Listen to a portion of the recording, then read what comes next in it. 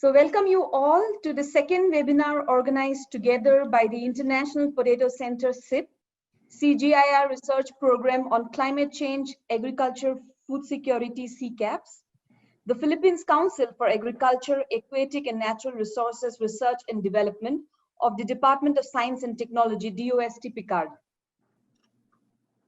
The topic for today's webinar is regional cooperation for building a resilient seed system in the Philippines.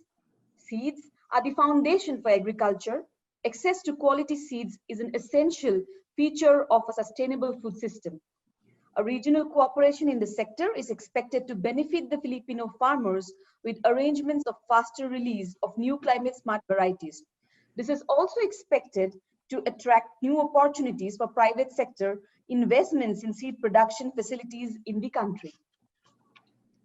The objective of this webinar is to discuss the needs, scope, benefits, and challenges of regional seed cooperation in developing a climate resilient seed system in the Philippines. I'll now like to start with the housekeeping rules. The next slide. So the housekeeping rules for all is all participants may use the chat box to comment or raise any question. If disconnected, simply rejoin by clicking the same link sent to you. Please be informed that this webinar is being recorded. Next slide.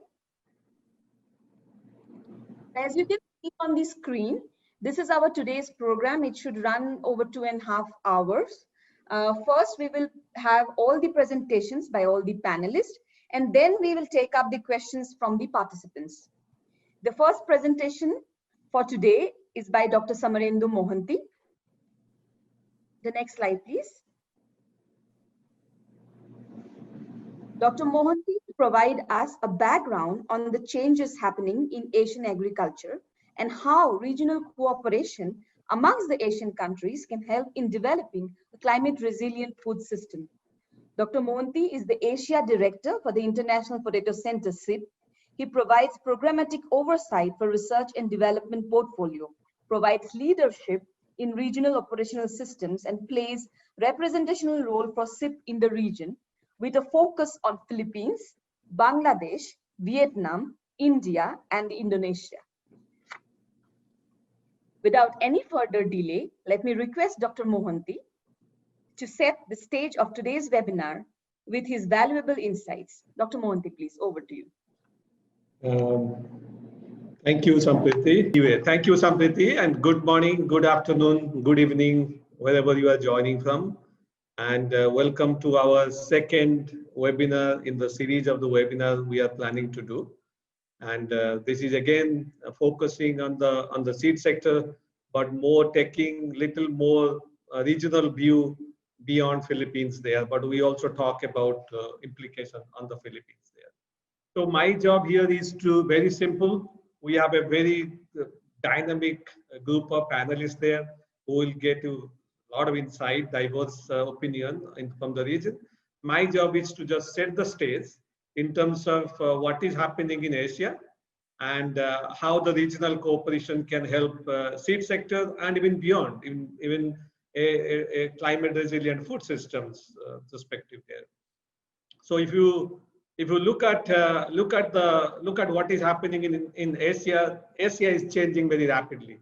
All across Asia, including Philippines and other Southeast and South Asian countries, we are seeing very strong economic growth. Of course, we are little bit off track because of the pandemic, but I'm sure once the pandemic is gone, the economic growth in Asia will come back, rapidly there.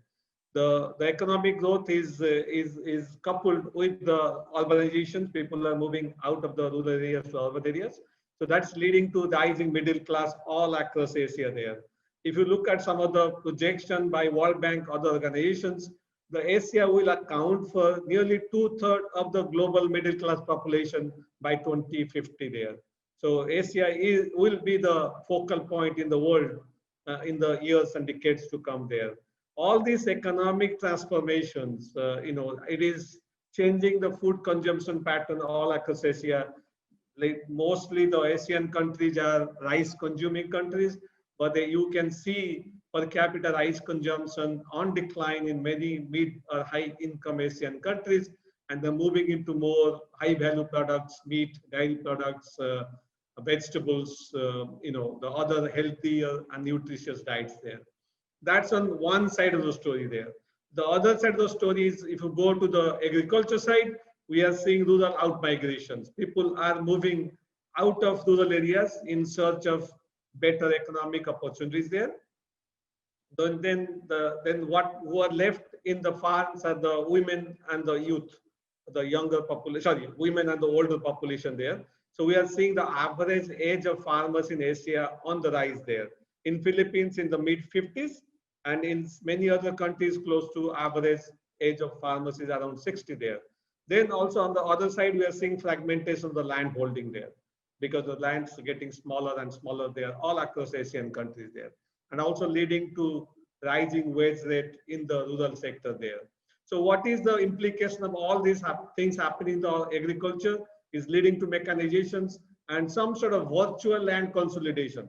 Although the average land holding is on the decline, there are different models are coming in to put this land together virtually so that there's economy of scale there.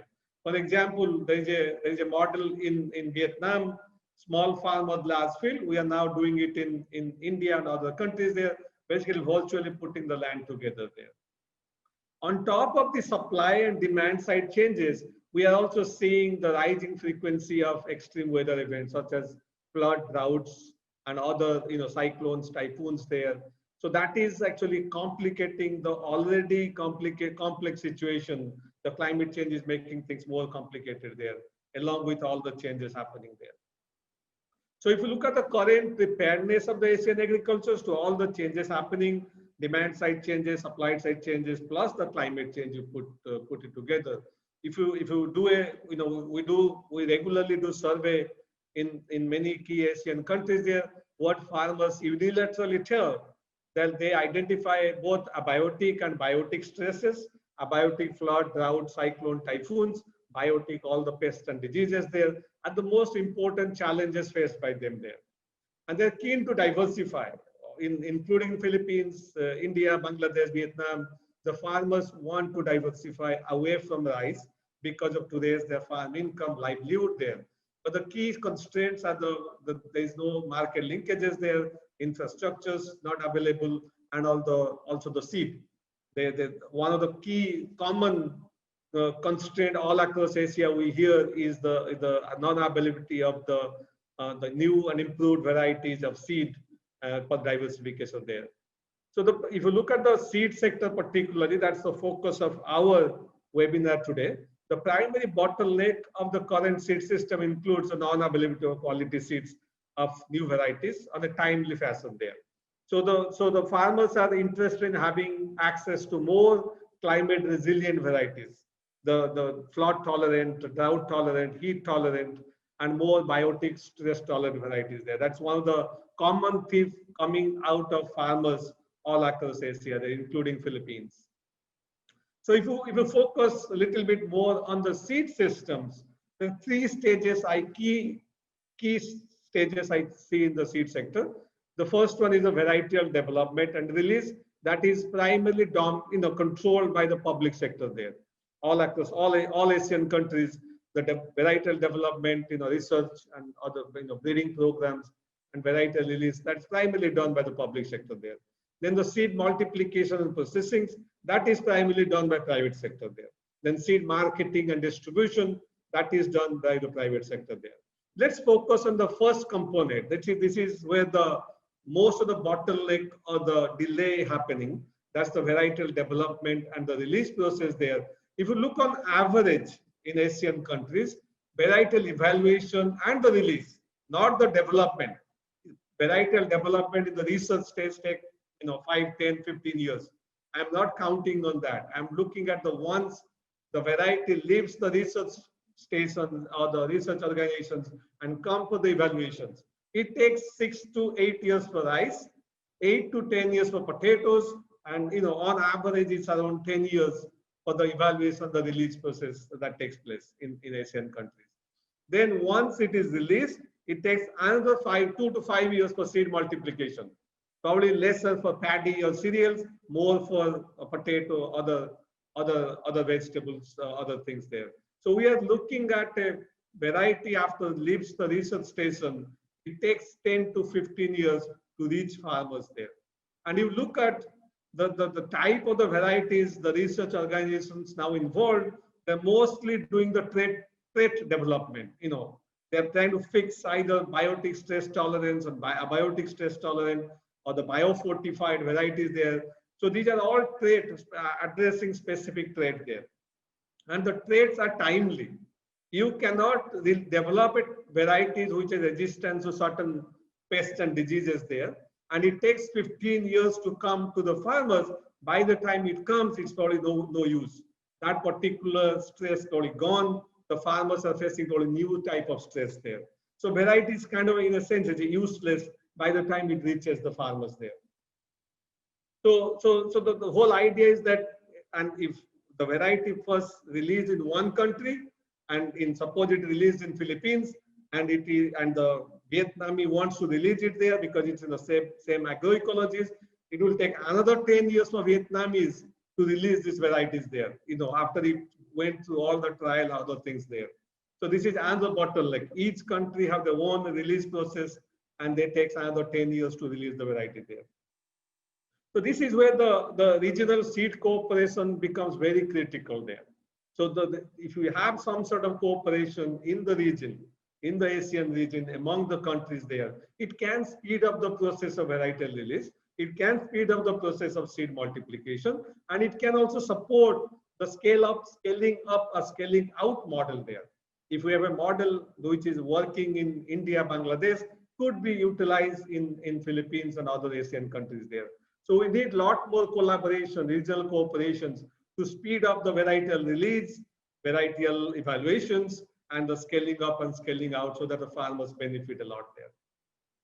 So these are the couple of, if you have a regional cooperations, so what we can do if a variety developed in one country can be available in other country in case they want them. Suppose we have a variety released in Philippines and the Vietnamese see value in that, they can actually take the variety from Philippines, use the trial data from the Philippines and release in the same ecology they think the variety will be suitable. This can save 5 to 10 years for the Vietnamese or other countries there. So it also facilitates the movement of the seed across the region. A seed certified in a particular category in one country can be accepted in some same category in other country there. So there are a lot more other benefits there if we have some sort of collaboration, regional cooperation in the seed or even beyond the seed sector there. Fortunately, we have a regional cooperation in operation in the region. We don't have to start from the scratch. The ERI facilitated in the first several years to have this cooperation in place there. Right now, the regional cooperations, it is signed by 7 countries. You can see the India and Bangladesh, they are the 2 founding members there. Then after that, we have Bhutan, Nepal, Sri Lanka. Then we have 2 Southeast Asian countries, Myanmar and Cambodia, already member of this particular regional cooperation in seed sector there. This particular the cooperation, it accelerates the seed release process using the field trial data generated member country. That means if one country have done the trial and evaluation, that data is available to other country in case the other country wants to have those data and use the data to release the variety instead of having that trial and take another 6 to 8 years to generate those data there. So it makes sense to use the data in one country and release it in other country if the farmers need those varieties at the earliest there. Also, this cooperation includes cereals, including paddy and other cereals there, pulses, oilseeds, vegetables, sugarcane and fiber. So it literally includes almost all major crops in the region there. So this particular, the regional cooperation with support from ERI started in 2013. Right now we have 7 member countries, and there are numerous benefits so far the countries have achieved there. So I can tell you India directly notified 4 rice varieties released in Bangladesh. Two of these varieties have now attained status of mega variety in India. That means if India would not have used the cooperation and released the variety, the benefits would not have reached the farmers there. So the farmers are reaping the benefits of this regional cooperation. The variety released in Bangladesh, Nepal are being released in India without having any trial, without having any delay there. So which is very important there. So the India also notified 2 rice varieties released in Nepal for cultivation in India. So you can see a lot of South Asian countries involved in the regional cooperation there so far. Nepal also released 2 varieties from India in the process of releasing 2 basmati varieties. Recently, SIP was instrumental in notifying 1 SIP potato lines, which was released in Bhutan after 15 years of trial. And it was released in India in the same last year using the trial data generated in the Bhutan there. So the farmers, the seed of this particular biofortified potato varieties will available to the Indian farmers, will available to Indian consumers right away there without having taken another 10 years to release this variety there. So there are many other benefits, varieties that have been released in each of the countries using this particular regional cooperation there. So what our goal has been, SIP has been kind of trying to expand this particular cooperation, which was started by IRI in 2013 there. We are trying to bring Philippines and Vietnam, these are the 2 major key South Asian countries, into this regional cooperation so that the Filipino farmers, Vietnamese farmers benefit from this regional cooperation there. Since the Filipino farmers identify the variety seed availability on the biggest constraint there. So we have a very high level delegations from the Philippines. They visited India and Bangladesh. They met the Bangladeshi Minister, Agriculture Secretary there, discussed about this particular regional cooperation there, how Philippines can benefit there. So we are trying to do the same thing for Vietnam in terms of taking a high level delegations to the South Asia, but the pandemic has slowed down the process there. So you'll hear from a couple of the panelists who went to India and Bangladesh and get some first-hand information what they heard from the policymakers in South Asia there. So our value propositions for the Philippines and Vietnam there, we expand these regional cooperations to include other Asian countries. Particularly, we're trying, Philippines and Vietnam at this level there. CGIS centers, including IRI, SIP, they can facilitate the process there and develop protocol for more effective implementation of the agreement. Each CG centers have a different set of commodities or mandate there, and they can facilitate the implementation on their particular crop. If Philippines join, SIP will be primarily involved in potato and sweet potato, bringing in more processing potato varieties into Philippines and make sure the farmers benefits from this improved potato lines there. As a member, the variety developed and released in one member country will be available to other countries. So the many varieties released in South Asia, Southeast Asia can be released in Philippines and Vietnam without any further delay there. And remember, this is a regional cooperation. This is not a mandatory agreement there. If Philippines do not want to release the varieties, do not want to utilize those data, it's up to the country there. But Philippines will have the option of using the data generated in other countries, release it in the country, if they decide or wish to do so there. So there is no mandatory, it is not compulsory on part of the Philippines to utilize it.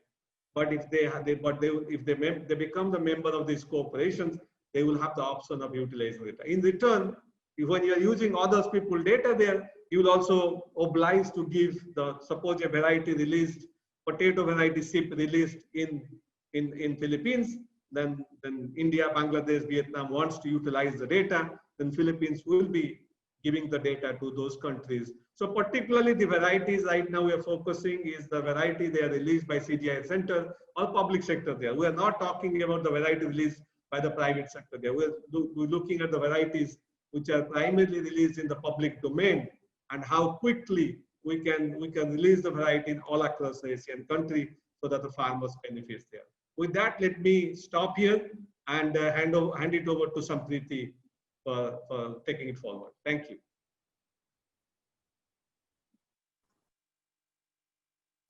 Yes, thank you, Dr. Mohanty, for your remarkable prescience on the fast changing facts for Asian agriculture, leading to changing consumption patterns, mechanization and virtual land consolidation in certain areas, as you mentioned. Current preparedness on Asian agriculture, the seed system structure of for Asia, and the details of regional cooperation in operation that you shared with us, with existing 7 countries as members. Thank you so much for your deliberation. Next, we have a very diverse group of panelists from 3 different countries, Bangladesh, Vietnam, and the Philippines, covering viewpoints from both public and the private sector. As Bangladesh is the founding member of the Regional Cooperation on Seed, so we start with our speaker from Bangladesh, Professor Lutful Hassan. Dr. Hassan is the Vice Chancellor of Bangladesh Agriculture University, BAU. Prior to joining the present position, he was one of the senior most professors of BAU in the Department of Genetics and Plant Breeding. Dr. Hassan has authored more than 165 scientific publications and proceedings. I would request Dr. Hassan to share how the regional cooperation has benefited Bangladesh and the South Asia region. Dr. Hassan.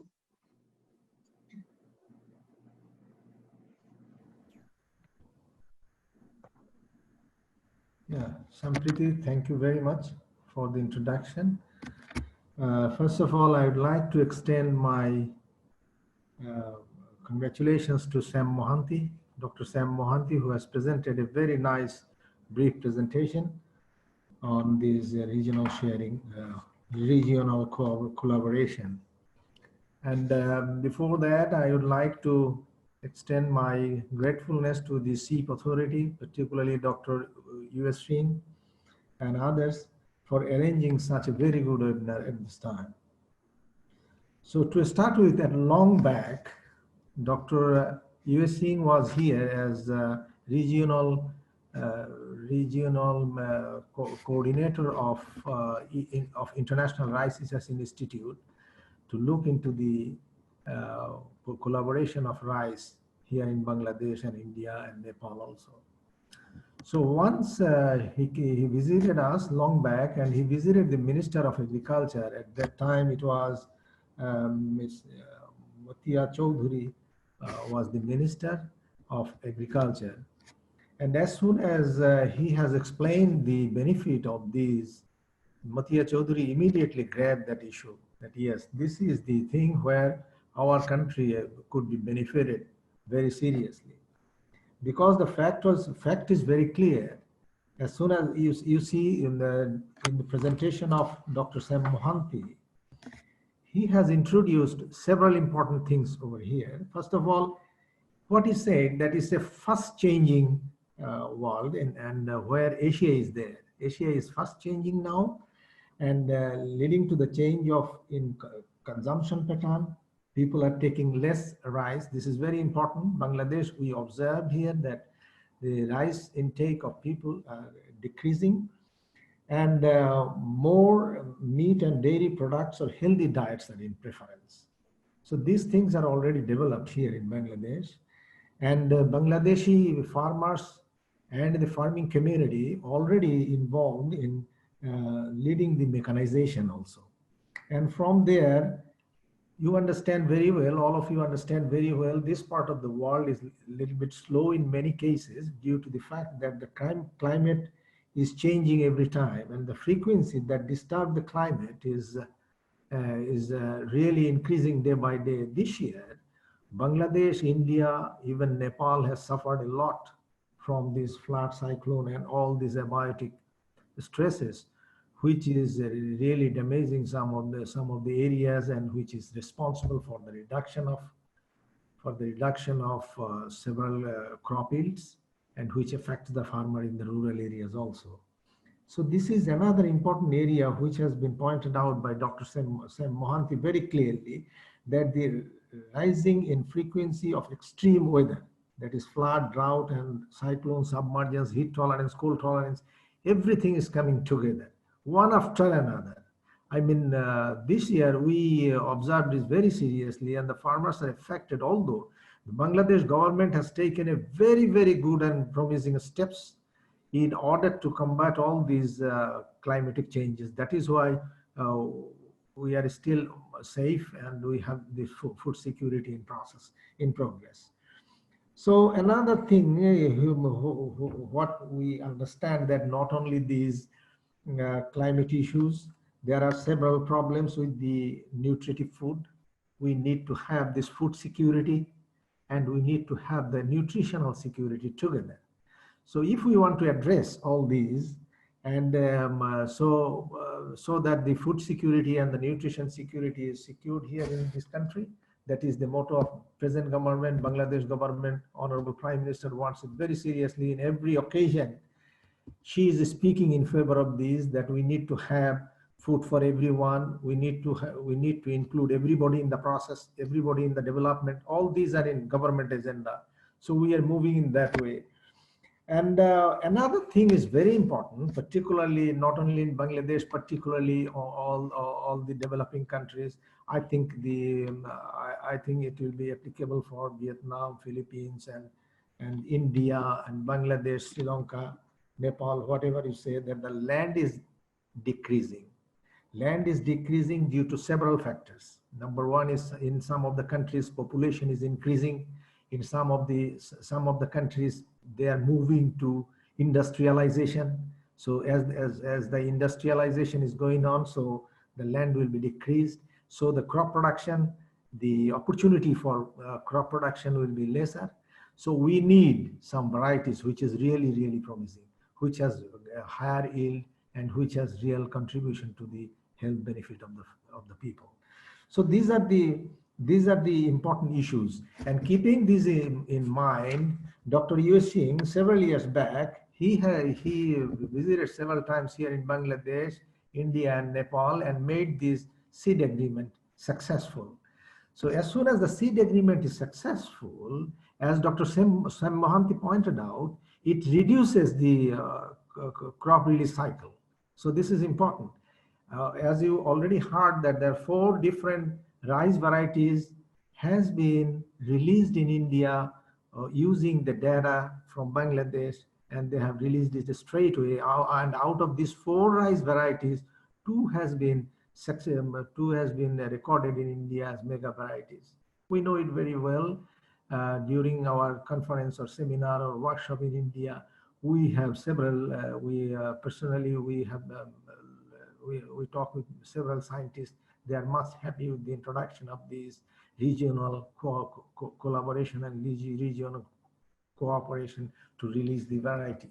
So it saves time very clearly. And from Nepal, already India got 2 varieties, and another 2 varieties are going to Nepal. In this way, these things are really working very well. And last year or year before, this had been extended to another several other countries. Now it has been, as presented by Dr. Sam Mohanty, it has been already we included Bangladesh, Bhutan, Cambodia, India, Myanmar, Nepal, and Sri Lanka. And they extended it to rice and then cereals. Rice means cereals, the same thing. And then pulses, oilseed, vegetables, and several other crops. So all these are really benefiting everybody. And Bangladesh is benefited by introducing one of the potato varieties here under this seed agreement. As you know, now in Bangladesh, the potato is a non-notified crop. So if any variety which is doing very good for potato and sweet potato, that could be straight away, that could be introduced here in Bangladesh, and that can go to the poor farmers for their benefit. So the thing is that, which is in value proposition, Dr. Sam Mohanty very clearly pointed out that how this Philippines and Vietnam could be benefited if they come under this collaboration, and SIP can facilitate all these. But the thing is that is not obligatory for Dr. Sam Mohanty in his speech, in his presentation. He has clearly told it that it's not essential that you need to come under this. It is the choice of your country, own country. If you think that it will going to benefit the farmers of poor farmers in your country, then only then you will proceed with that. Now the thing is that So the regional cooperation is very important. It saves time. Definitely it saves time. I mean, normally a variety release, whenever a variety we try to develop, it takes 10 to 15 years normally. So by this time variety is released, you will see there are a lot of abiotic stresses, new abiotic stresses are coming to your country. And not only that, the biotic stresses, the I mean the pest, insect pest and diseases, they will be changing also.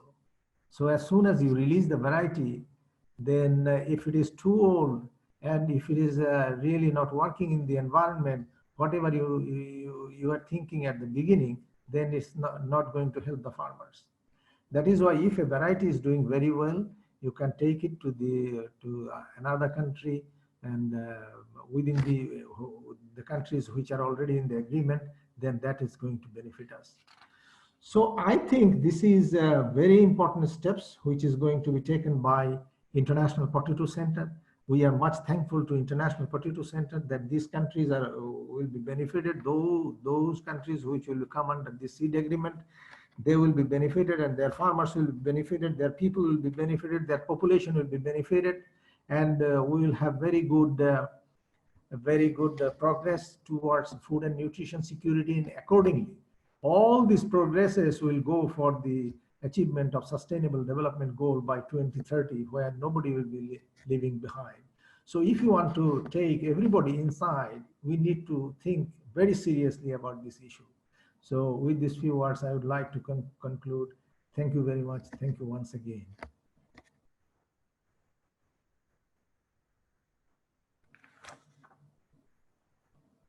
Yeah, thank you, Sampriti. Yeah, thank you.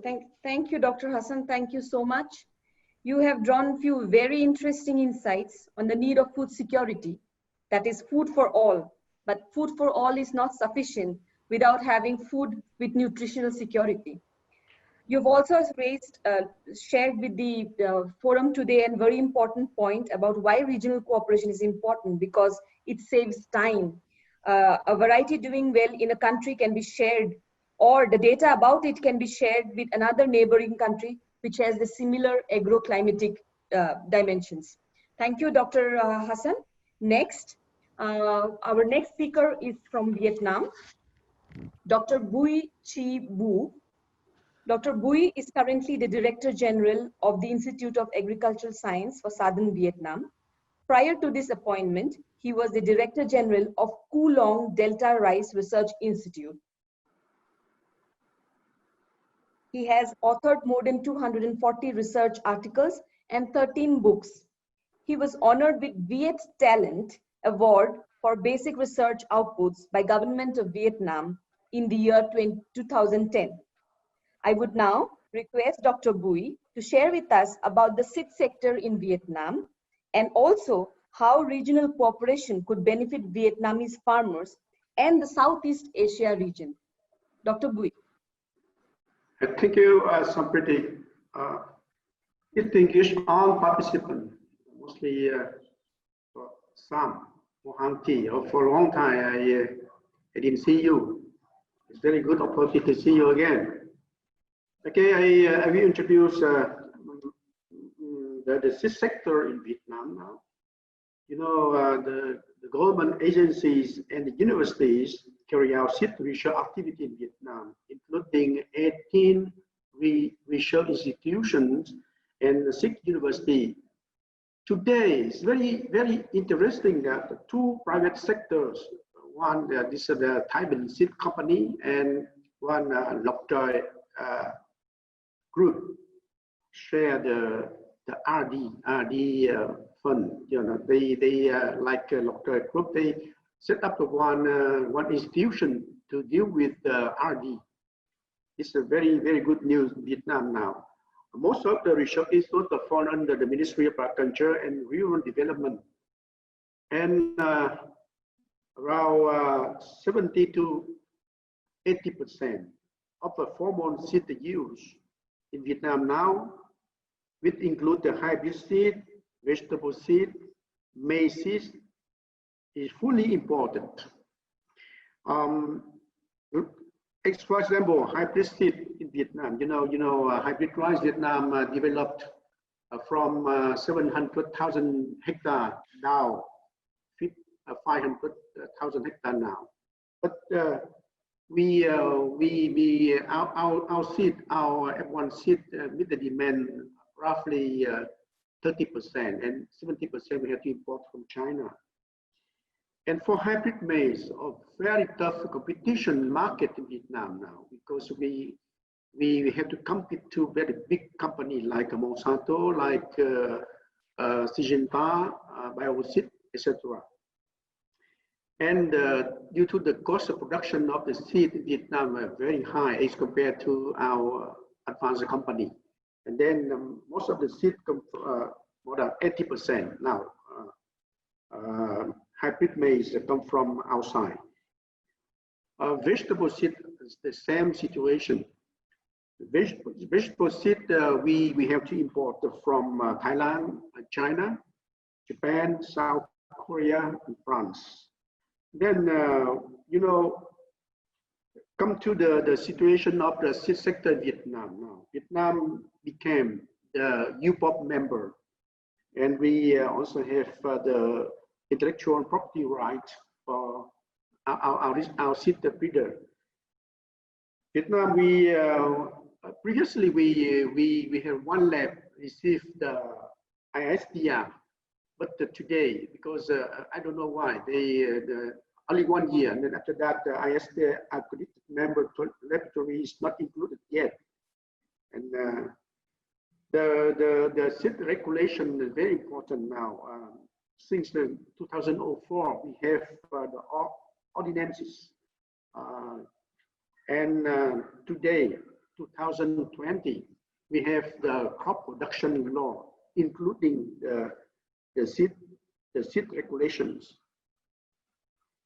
Okay, we would like to tell you about the demand of the crop seed in Vietnam. First, rice. Rice very important. The cultivated area of rice about roughly 4 million hectares, but the growing area about 7.4 million hectares. And we convert at least 100,000 hectares into another crop. And but the rice production also very high. We obtain roughly 43 million tons per year. And this year we estimate also 43.2 million tons. And the average yield also high, about 5.8 tons per hectare. Besides that, the maize also developed about 1 million hectares, and vegetable about 0.9, and the fruit orchard also 0.9 million hectares. So that the demand of the seed like this for rice. Every year we need about 1 million ton to 1.2 million ton of rice seed. For maize, we need more than 40,000 tons. Potato about 25,000 tons according to FAO State 2013, and today the same. But Vietnam is highly dependent on imported seed. 70% of hybrid seed and 80% of hybrid maize. The importation of hybrid rice about 50,000 tons per year.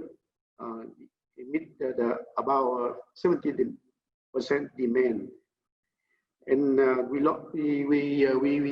have to pay at least 45 million US dollars per year for rice, hybrid rice, and we pay about 40,000 million US dollars for hybrid maize, and we pay more than 100 million US dollars for vegetable seed. Not like in Thailand. I appreciate Thailand too much. They become the vegetable seed exporter, and roughly about 1 billion US dollars per year. It's very good example in the Southeast Asia we have to learn. And for seed supply, I can tell you about some key constraints in our country. 4 constraints. Number 1, weak capacity of quality control. we mentioned about today, we mentioned about the quality, not the quantity, because the quality control is very important. We don't have the very good facility for seed testing and seed certification, for example, for cassava. Very important in Vietnam today, receiving the mosaic disease. We need the seedling with the, we call the virus-free seedling. Very simple, but we don't we forget about this. For example, for black pepper also. Black pepper, Vietnam is the #1 exporter in the world now. But for the seedling of black pepper also, we forget. And then the seed quality is not good. Cashew nut the same situation. Even though Vietnam is the first exporter of cashew nut also. So that these species are not included in the key list, like rice or maize. Rice or maize often the key list, in the key list, but some the crop is not. Number 2 is the lack of information system, because due to the lack of information system, there's not positive help collaboration between the entrepreneurs and plant breeders efficiently. And then the entrepreneur, they don't know any information from the national board. Then they don't know how to make a decision to cooperate with the breeders to deal with some their business. Number 3 is in our country only rice and maize. Only rice and maize are mainly focused. How come for coffee? How come for black pepper? Or how come for fruit? Fruit also very important now, like a banana, like a orange, something like that. And mostly for cassava. And the good example is soybean. Soybean, no company deal with soybean, so that they don't have the very good store, how to storing the seed, because the soybean included a lot of oil, and then it's very easy to be spoiled for a long time. And then now soybean come from the 300,000 hectare, now less than 100,000 hectare now. This is a very good example for this, because we have no diversification of our seed sector, only maize and rice. This is the very bad question in Vietnam. We don't learn me for this. And the last one is the limited R&D capacity. You know, the fund for research, like basic research, and the link to the modern breeding, like biotechnology application, and then very slowly. Then this is the 4 constraints, the main constraint in our country now. For the registration system, previously it's a very bureaucracy, and then today we try to become simple, step by step. Now we do like this: from new variety for register for testing, EUS, VCU testing, trial production, and mass production according to the new law.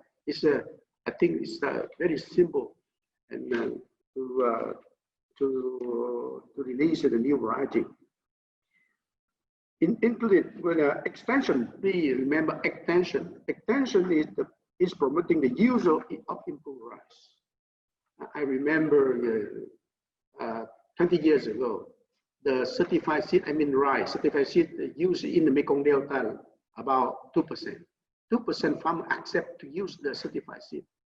Due to the extension, like reduction tree gains by Erie and our scientists. And then today it's come up 70% certified seed for rice production. Now the farmer approve the certified seed. So we would like to share our experience too in the Southeast Asia, like in Philippines. So the main application, number 1, we have to strengthen the linkage among the R&D, seed producer, and extension worker. It's very important. And I think in the Philippines, R&D doing very well, better than in Vietnam. But you know, the regulation, seed regulation, and so we need like a seed policy. We have to need to improve more. Number two is to strengthen seed quality control. And we are preparing about 2 labs, one in Ho Chi Minh City and one in Hanoi, to receive the ISDA certification. Number 3 is to build an information system based on seed testing and seed certification to the seed entrepreneur country, including private and public sector. Number 4 is to diversify seed sector covering the key crops in Vietnam, not only for rice and maize. Why only rice and maize? But cassava also very important, rubber and coffee also. And we have to diversify the seed sector covering the key crops. And the last one is to promote the collaboration between the formal and informal seed supply system in the country. We can say that's the lesson, the PPP lesson by Thailand is very important. Public-private partnership. They help Thailand become the very strong seed sector in Southeast Asia. And we are ready to share our experience, to learn your experiences in this, because the Philippines, Vietnam is the same situation.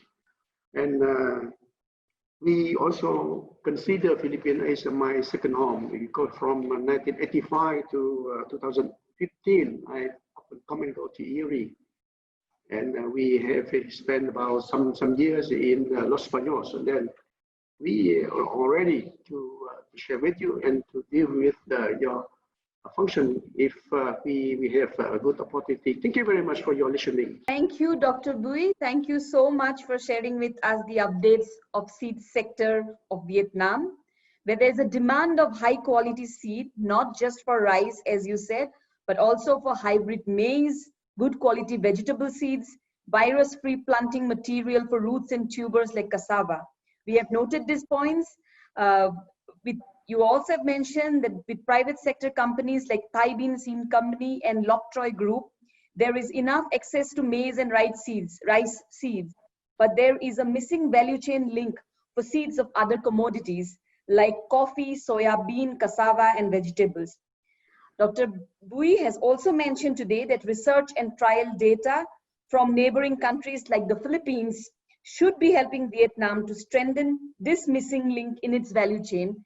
And we hope that this kind of a regional cooperation can help in establishing that missing link. Thank you, Dr. Bui. Thank you. The next speaker for today is Ms. Elvira Morales of Philippines, the home country. Ms. Morales is the designated executive assistant of National Seed Industry Council, NSIC, and the secretariat head of the Plant Variety Protection Office, PVPO. Ms. Morales oversees the smooth implementation of 2 national laws. She initiated the review and proposed amendment of the Seed Act in the Philippines to incorporate and address the current challenges the seed industry is facing. She also leads the evaluation and examination of varieties applied for variety registration in the Philippines. I would now request Ms. Morales to share with us the details of the Seed Industry Development Act of Philippines and the present update of the sector. Ms. Morales, please. Thank you, Ms. Sampriti, for the introduction. Sampriti is very pretty. Okay. Thank you, CIP, for organizing this webinar. And through this, my fellow Filipino participants will be informed of this agreement. Maybe I will share with you my. How can I share my video? Yeah, thank you. So I saw familiar names in the loop, and they are already familiar with SEDAC in the Philippines. But for those for those who are not yet familiar with the SEDAC in the Philippines, maybe this is the time for you to be informed. Okay. Yes, good afternoon again, ladies and gentlemen. I am going to present to you the Philippine Seed Act, or the Seed Industry Development Act, wherein the variety registration is embedded in the Philippines. So this act was the Republic Act 7308, or otherwise known as the Seed Industry Development Act of 1992. This was enacted on March 27, 1992. The law has been effective after the issuance of the implementing rules and regulations on March 3, 1994. It is in this law that the National Seed Industry Council was created, the authority responsible in the registration of promising varieties in the Philippines. And the composition of the council are the following. We have the Secretary of the Department of Agriculture as the chair. The vice chair is the executive director of the director of the Bureau of Plant Industry. He also acts as the executive director of the National Seed Industry Council.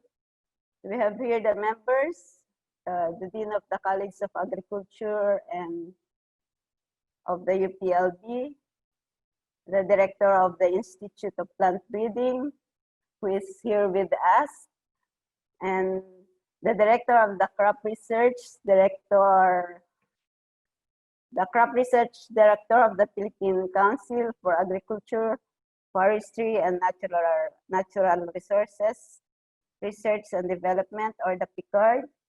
We have here the Director of the Philippine Rice Research Institute. I also saw his name in the loop. The director of two representatives from accredited farmers organizations, and one representative from the seed industry, who is also with here in the loop. So under the council is the council secretariat, and the office where I belong.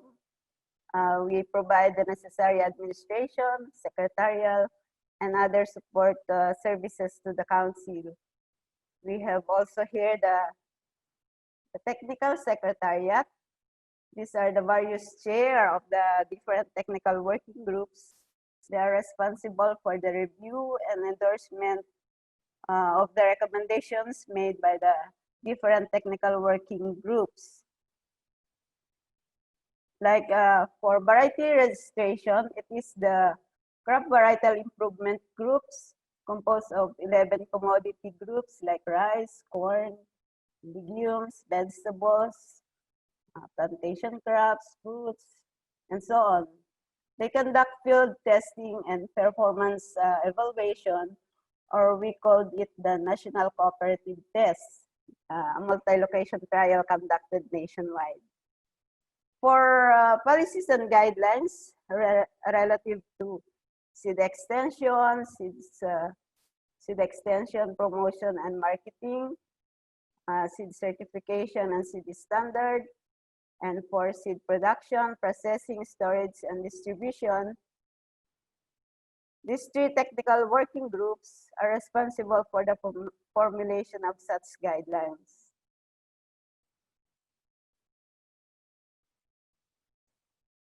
So I just want to take this opportunity to inform the body, the group, that we initiated the review of our existing law, the SEED Act. This was started when we called for a Senate inquiry by the chair on Committee on Agriculture and Food. So the inquiry and review resulted for a proposal to amend the law and to meet the current needs of the seed industry. The proposed amendments aim to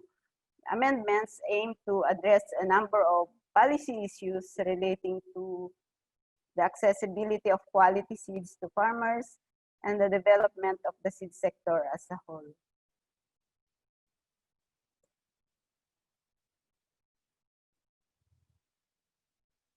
So these are the salient features of the proposed amendment. We have here the integration on complementation of the formal and informal seed sector. In our present system, only the formal seed system has been complemented.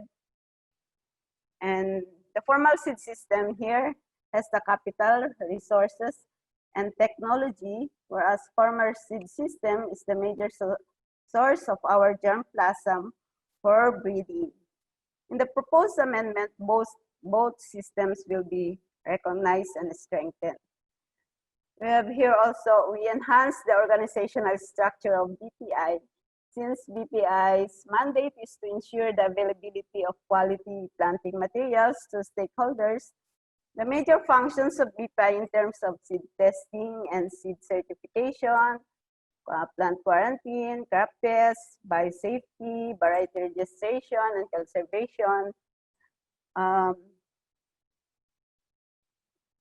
This shall be established down the line up to the provincial level to properly implement and efficiently implement the mandates of the law.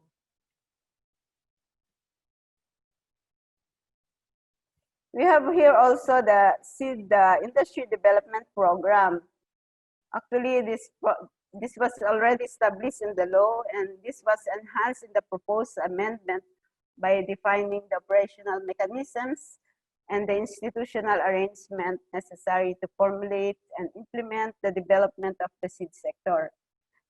Complementation and interface of the respective participation, roles, and contributions from the farmers and private sectors is provided. The seed control mechanism here is a new provision in the law. It provides adequate regulatory mechanisms without necessarily putting additional burdens or hamper the ease of doing business by interested persons.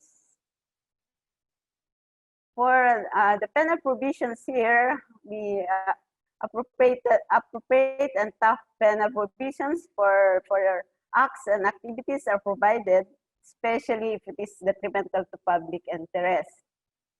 For the enforcement, the national law enforcement agencies are tapped to enforce the law. For violations of this act, an adjudication board shall be established for settlement and negotiations.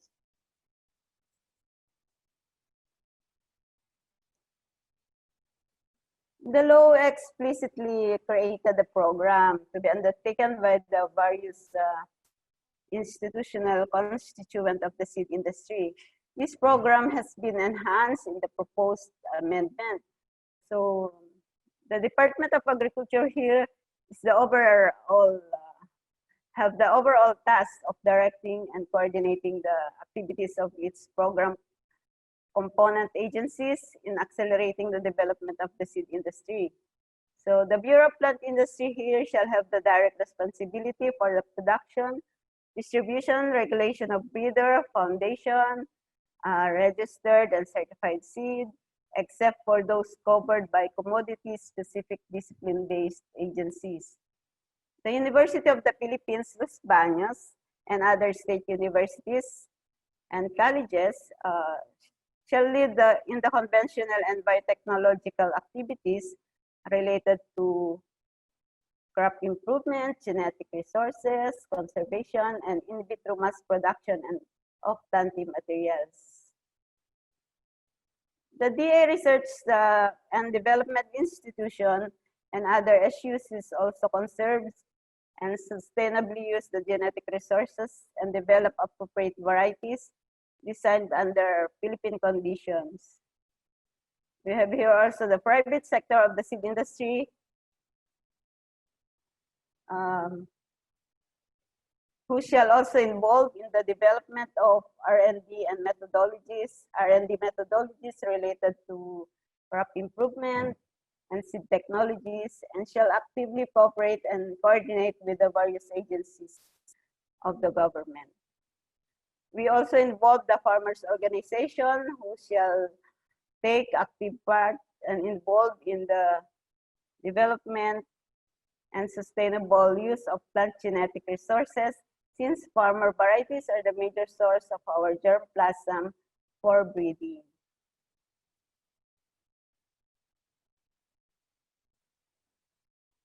I think what happened. So in here, the operational mechanisms of the program also envisions addressing the farmers' concern through the concerted effort of the constituent agencies.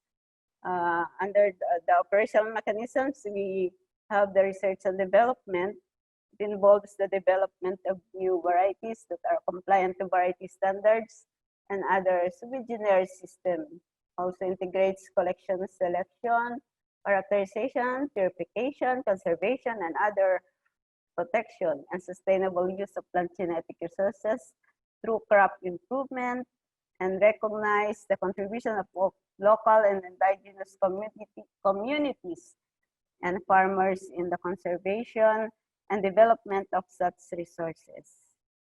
We have here also the mechanism for seed production, distribution, promotion, and marketing. The adoption of formal and informal seed system is promoted in order to boost the agricultural production and productivity of the country. A seed network is crucial to ensure the availability of quality seeds.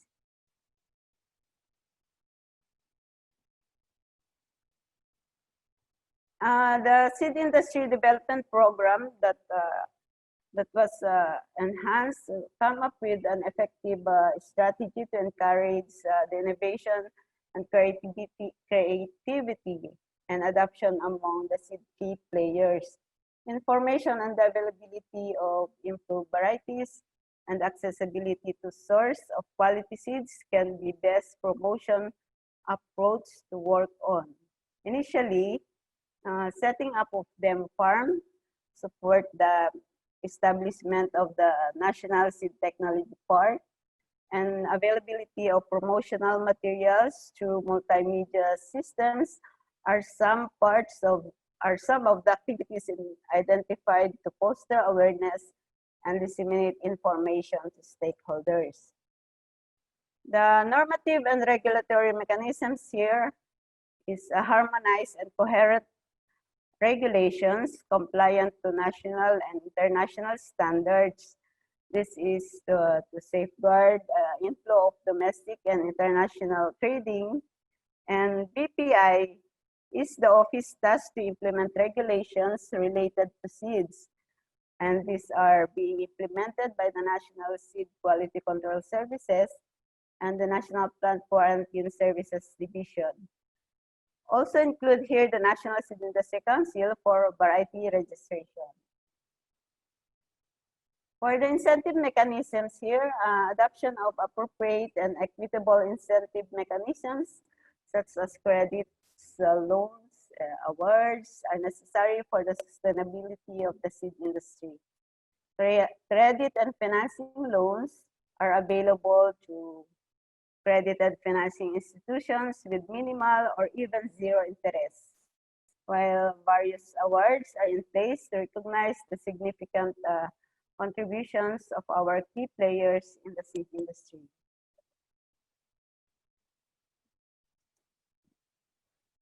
This is a typical diagram before a variety will be released and used by the farmers. Dr. Mohanty said a while ago, it takes 15 years for a variety to be released to farmers. Here I have here only until 12, so we have a difference of 3 years. This is a typical diagram of for a breeding line takes almost 6 years in the making to finally attain a promising line. This includes manipulation to controlled pollination, genetic engineering, or both, followed by selection, segregation, purification, maybe many more shown. After that, it will undergo the national cooperative test. So this is the multi-location test to evaluate the yield, performance, insect diseases, insect and disease screening, and other agronomical characterization. This is being done by the crop varietal improvement group of the National Seed Industry Council. So after 2 years of evaluation in NCT, depending on the crops, the crop varietal improvement group evaluates the result of the NCT. Then the recommendation will be elevated to the technical secretariat. The technical secretariat further reviews the merits of the NP. Then the technical secretariat confirms or attests the recommendation, and it will be endorsed to the council for approval. This process takes almost 1 year. And then after that, after the council's approval, that's the time for the seed production and multiplication. This is to be done by the established seed networks. The list of this activity is almost 2 years. So if you sum up the process, it takes almost 12 years to finally adopt or release a new variety in the Philippines. What if Philippines or the National Seed Industry Council adopts the Seed Without Border Agreement? What will happen to this diagram? So if a superior variety will be introduced, no more breeding objective for 6 years. If the variety originated from a country with the same agroclimatic condition, or what we have the multi-location test, this will be eliminated. Of course, automatic no more NCT evaluation by the crop technical working group, and the deliberation from the technical secretariat. So only the council, the National Seed Industry Council adoption and the seed multiplication will be retained. So it takes only 1 to 2 years before we will be, for a new variety to be adopted or introduced in our country.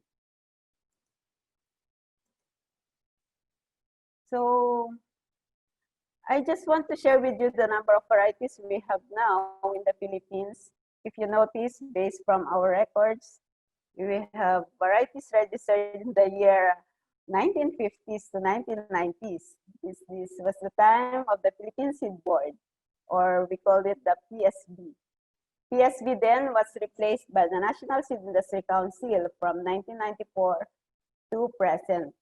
As of this date, we have a total of 1,604 registered varieties.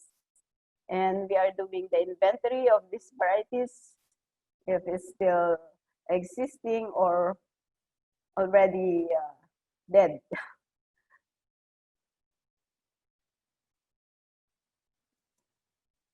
So if the National Seed Industry Council will finally adopt the seed without border agreement, the following might be our benefits. I thank our technical advisor for the seed system, Dr. Mayer Mula, for sharing this information. Of course, we have access to partner countries' research data, methodology, and technology. Of course, if a variety be introduced in our country, it will come along with the information and other relevant data. It will improve the nutrition and income of Filipino farmers in the Philippines. Of course, superior varieties will only be introduced to our system. Meet the market demand of high quality seeds. A superior variety produced, of course, a superior variety will produce quality seeds. Development of formal seed system. A superior variety automatically recognized in the formal seed system. Development of new varieties, particularly resilient climate, smart varieties, of course, resilient and climate smart varieties will only be recognized. So reduce resources, the time and budget for research and breeding activities. This is our #1 objective in this agreement.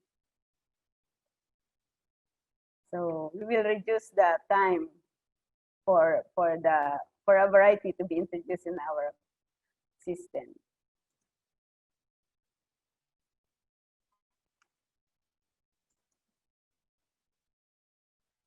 The way forward of the seed industry is that strengthen the Seed Industry Development Act. We are aiming for the passing of our proposed amendment. We had the first deliberation in the lower house last July, and hopefully it will be adopted soon. The proper implementation of the Seed Industry Development Program, and hopefully budget allocation for the program should be appropriated by our government. The development and operational of the National Seed Technology Park. This was the pronouncement of the Secretary of the Agriculture during the Seed Summit. The first Seed Technology Park will be soon established in the Clark City, Pampanga. This will house the state-of-the-art seed processing, storage, and seed laboratories. Also includes here the seed demonstration trials, seed production and experimental sites. And this is actually in partnership with the Philippine Seed Industry Association. The concept of this technology park actually was initiated by our very own Dr. Mayer Mula. Yes. So that's all for my presentation. And another benefits I think is this is important for the international cooperation with the neighboring countries. And the adoption of this seed without border agreement, and of course harmonization of the seed regulations in the East Asian countries. Thank you. That's all for my presentation. Thank you. Salamat po, Ms. Morales. This was a very informative, very informative and apt presentation to place the topic of today's webinar in the actual law and policy context of the Philippines. You have succinctly listed out the essential features of the present Act and the proposed amendment, Republic Act number 7308. You have also taken all the attendees of the webinar through the existing varietal release and development process and the timeline. This, I am sure, will give the panelists a good reference point to discuss how the regional cooperation can shorten the existing timeline and can benefit Philippines in the future. Thank you again, Ms. Morales. With this, we move to our next speaker, a speaker known to us from our first webinar in this series of 2 webinars, Dr. Mary N. Sayok. Dr. Sayok is the public affairs lead of East West Seed International. She has 20 years of professional experience in the seed industry. She was the former general manager of East West Seed Philippines, a Dutch company engaged in research, development, production, and distribution of vegetable seeds. She is active in the local and international seed sector. She is currently the president of Philippines Seed Industry Association. I would now request Dr. Sayok to present the perspective of the private sector, which is very important to today's discussion on regional cooperation. Please, Dr. Sayok, go ahead. Yeah. Thank you very much, Dr. Sampriti, for the kind introduction. To Dr. Mohanty, Dr. Maghiran, my co-panelists, Dr. Bu, Professor Hassan, Ms. Elvie Morales, and of course to all our webinar attendees from the different parts of the Philippines and from across the globe. Good morning, good afternoon, good evening, wherever you are. First of all, I would like to thank CIP and Picard for organizing this seminar and for inviting me for the second time to speak, focusing now on regional cooperation for building a resilient seed system in the Philippines. I will be talking on the perspectives of the private sector on seeds without borders. Next slide, please.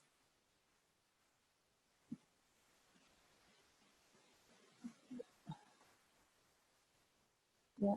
Next slide, please. Yeah, okay. Please allow me to introduce the Philippine Seed Industry Association to you, which I am actually representing now. So PSIA is a 44-year-old seed association established in 1976.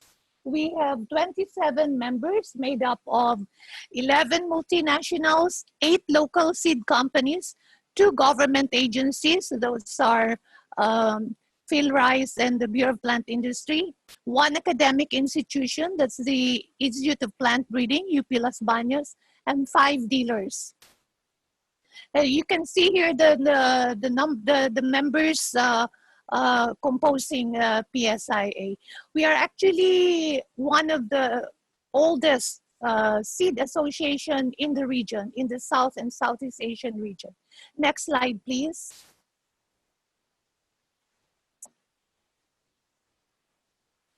The mission of PSIA is to represent the industry that provides seeds and services of international quality standards. And we will achieve this by constantly engaging seed industry stakeholders with a passionate desire to improve farmers' lives, establishing capabilities to gather and share relevant information and technology developments on the seed industry to stakeholders, and encouraging the proactive participation of members in PSIA programs and activities. Our vision is to become the country's recognized prime mover of the seed industry, contributing to uplifting farmers' lives and sustaining the development of Philippine agriculture. Next slide, please.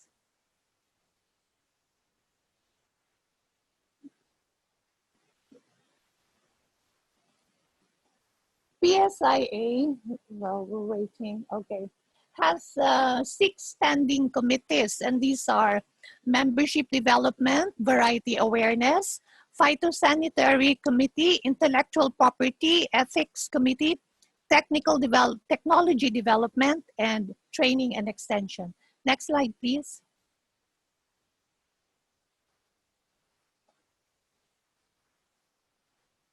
Our strategic plan aims to elevate the profile of PSIA as a major player in the agriculture sector. We have a strong representation and active engagement in policy-making regulatory bodies like the National Seed Industry Council and the Plant Variety Protection Board, where PSIA sits, as already also mentioned by Ms. L.V. Morales earlier. So we sit in the board of these 2 important policy-making bodies concerning seeds. Second is to support sound policy formulation of the Department of Agriculture. Currently also, PSIA is the chair of the Committee on Fruits and Vegetables of the Philippine Council for Agriculture and Fisheries. We are a member of the Technical Working Group on the revision of the Seed Act and also on the International Treaty on Plant Genetic Resources for Food and Agriculture. We engage with, in a regular dialogue with DA officials on issues affecting the seed industry. Next slide, please. We also raise awareness on the importance of quality seeds. We do this by conducting variety awareness programs, techno demos, and field days. We co-organize with the National Seed Industry Council a biannual National Seed Summit. We also organize an annual Farmers Forum in collaboration with the Federation of Crop Societies of the Philippines, and we actively participate in agricultural fairs and exhibitions. Fourth, we promote increased consumption of vegetables. We partner with DA and the Department of Education and Sports on the establishment of school and community vegetable gardens. Next slide, please. And part of our plan is capacity building for our members. We conduct a yearly Seedsman's Update course for staff of member companies. And we also conduct study tours to learn new technology and best practices from other countries. In this photo, last year, we actually went to Taiwan and visited the different institutes there to learn more about the Taiwan seed industry. Okay, thanks. Next slide, please. So that's all about PSIA.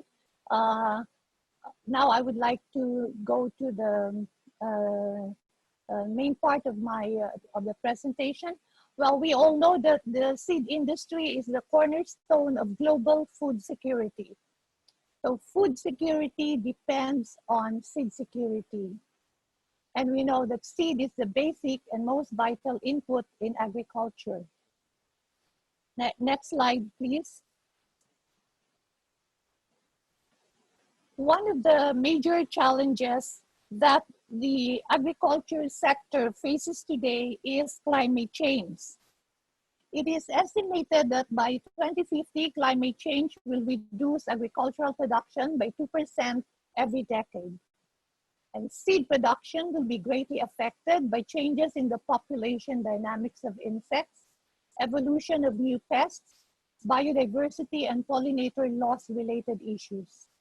Costs of production will likely increase due to scheduling of operations and moving seed production areas from one country or one place to another. The pressure on land and water management, loss of crops due to extreme weather conditions, and also post-harvest seed management. Next slide, please. One way to mitigate the impact of climate change. Next, one way to mitigate the impact of climate change is diversification of crops and varieties that will give farmers more options. I think this was also mentioned by by Dr. Mohanty and my co-panelists. This can be achieved through a regional cooperation in the seed sector, cognizant of the fact that no one country has all the genetic resources it needs to adapt to climate change. Next slide, please.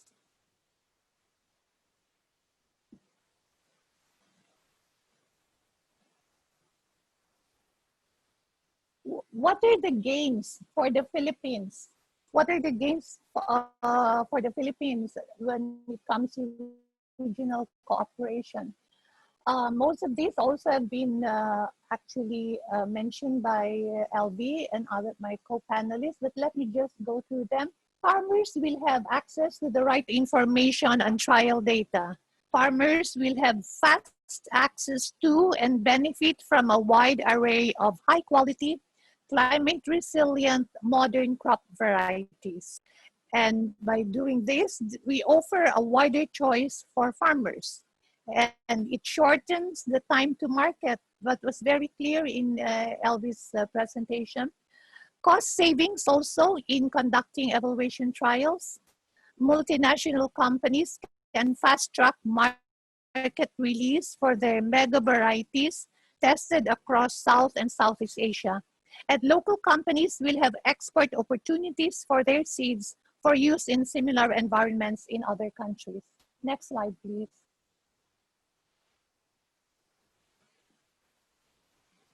While we talk about gains, what are the potential challenges of this regional cooperation?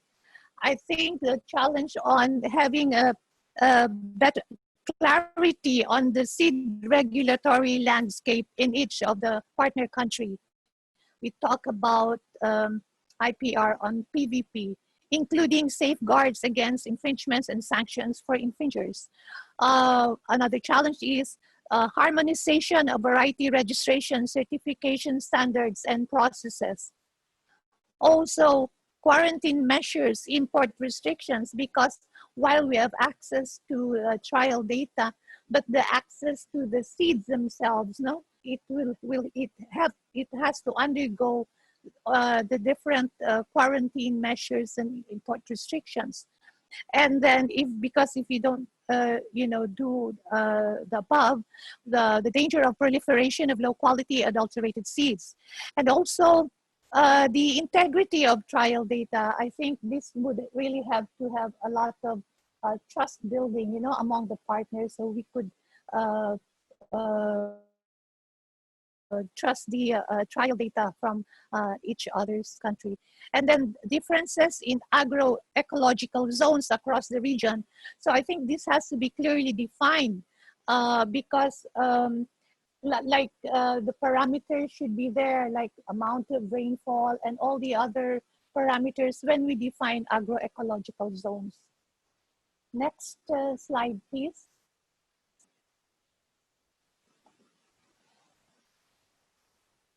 We actually, the way forward, we have here a set of recommendations. Define the scope of the regional cooperation. What crops? Because for now, I think it's the cooperation is on rice, but I saw in Dr. Mohanty's presentation that also pulses, vegetables, maize will be included. And what kinds of seeds are these? Breeder seeds, foundation, certified seeds, or commercial seeds? What are the institutions involved, and how will the private sector participation look like? The other recommendation is we need to harmonize protocols on seed movement, as I mentioned, especially on the phytosanitary requirements, SMTA or MTA, the material transfer agreement, if we talk about lines. Also defining the platform and guidelines for data sharing. We also recommend here to conduct a pilot test or case study first, focusing on certain crops or certain seeds. Trust building among partners, also very important. And also conducting a disease and pest profiling of target environments to ensure that introduced foreign varieties are tolerant or come with suitable crop protection technologies. And then lastly, establish the National Seed Technology Park as an international seed port through Clark Airport for priority or express quarantine clearance with e-phyto system for rapid international seed movement. Next slide, please.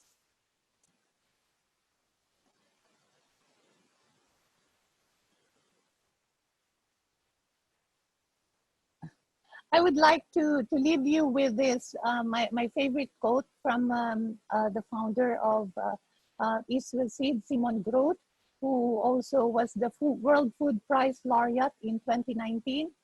A good seed can change the lives of millions. That's it. Thank you very much for your kind attention. Over to you, Dr. Santucci. Thank you, Dr. Sayok.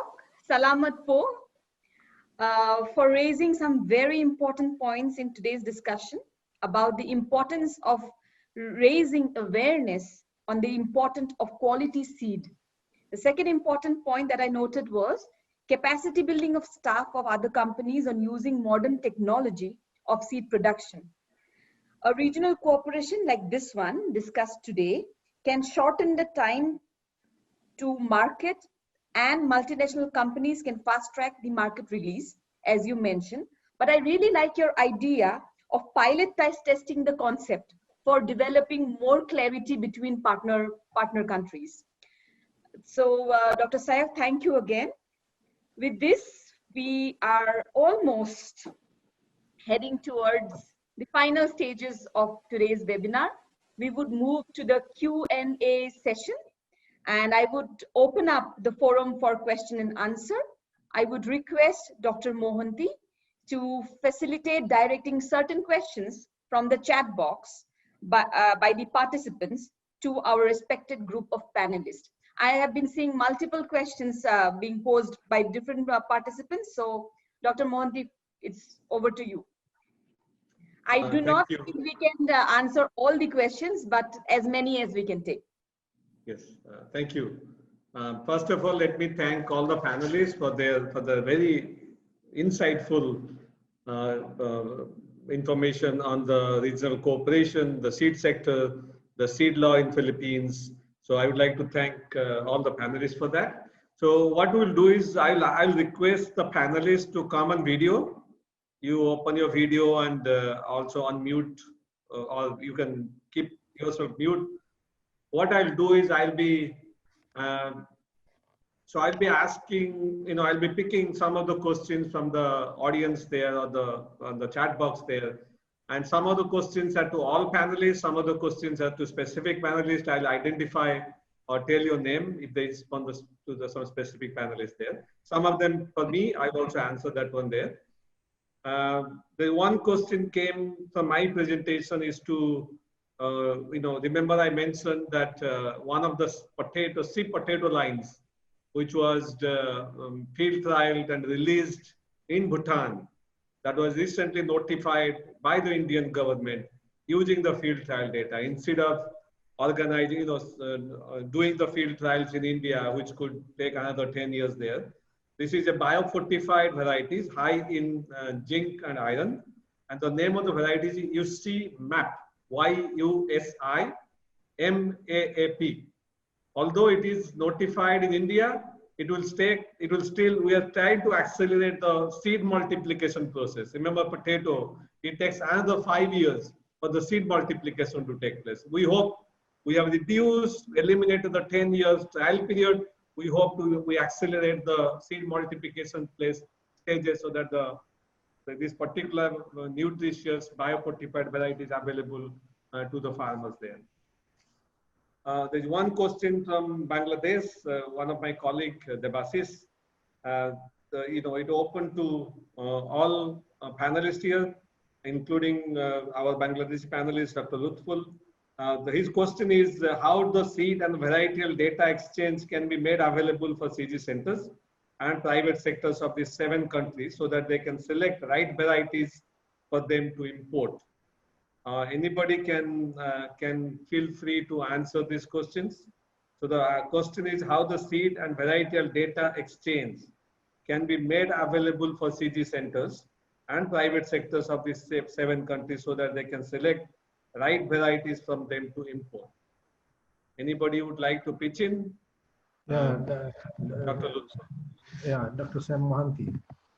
The thing is that if we know what are the performances of the varieties, for example, a variety released in India, we have in any crops. So the scientists from, for example, from Nepal, they are interested in one variety. So they will communicate the Indian counterpart to see their data over there, and as soon as they receive it, they can submit it in that way. But this point may be well clarified again by Dr. U.S. Singh. So I think this is the procedure. So it is open. So first of all, if there is any variety which is really, really important, and then they will have to collect the release data from them and from that organization. For example, a variety released in Bangladesh Rice Institute, if some organization from India want to take that one, so they will have to communicate for the data in Bangladesh Rice Institute, and from where they will be able to release it in their country. And this is the way, I mean, under this agreement. Thank you. Correct. Thank you. The next 2 questions for Ms. Elvira Morales. So I'll be reading out both the questions. You can answer sequentially. The one question is from Joel Norman. we are currently in the onset of climate change, and as mentioned in your presentations, breeding and varietal improvements take 10 to 15 years. Are we prepared for the emerging pests of various crops? Ms. Morales. Go ahead. Are we prepared for the emerging of pests? Pest and disease of various crops, biotic stresses. I think we have this, the crop pest management. We have here the crop pest division for the, I don't know, if I think the breeders will answer for this, because we are Sam, I the think you can regulatory. repeat the question really, yeah. I think you can clarify the question a bit slowly so that she Okay, can understand. the question is, we are currently on the onset of climate change. Yeah, I think Because the this climate is change is increasing the frequency of pests and diseases. Mm-hmm. The new pests and diseases being affected. So are we prepared for any sort of emerging pests and diseases of various crops? I think the question was directed towards you, but the other panelists can pitch in. Maybe the breeders can answer for this, Okay. or I don't. Yeah, Sam, I don't think so. I think Because, let me tell a bit. I mean, on it on behalf of everyone.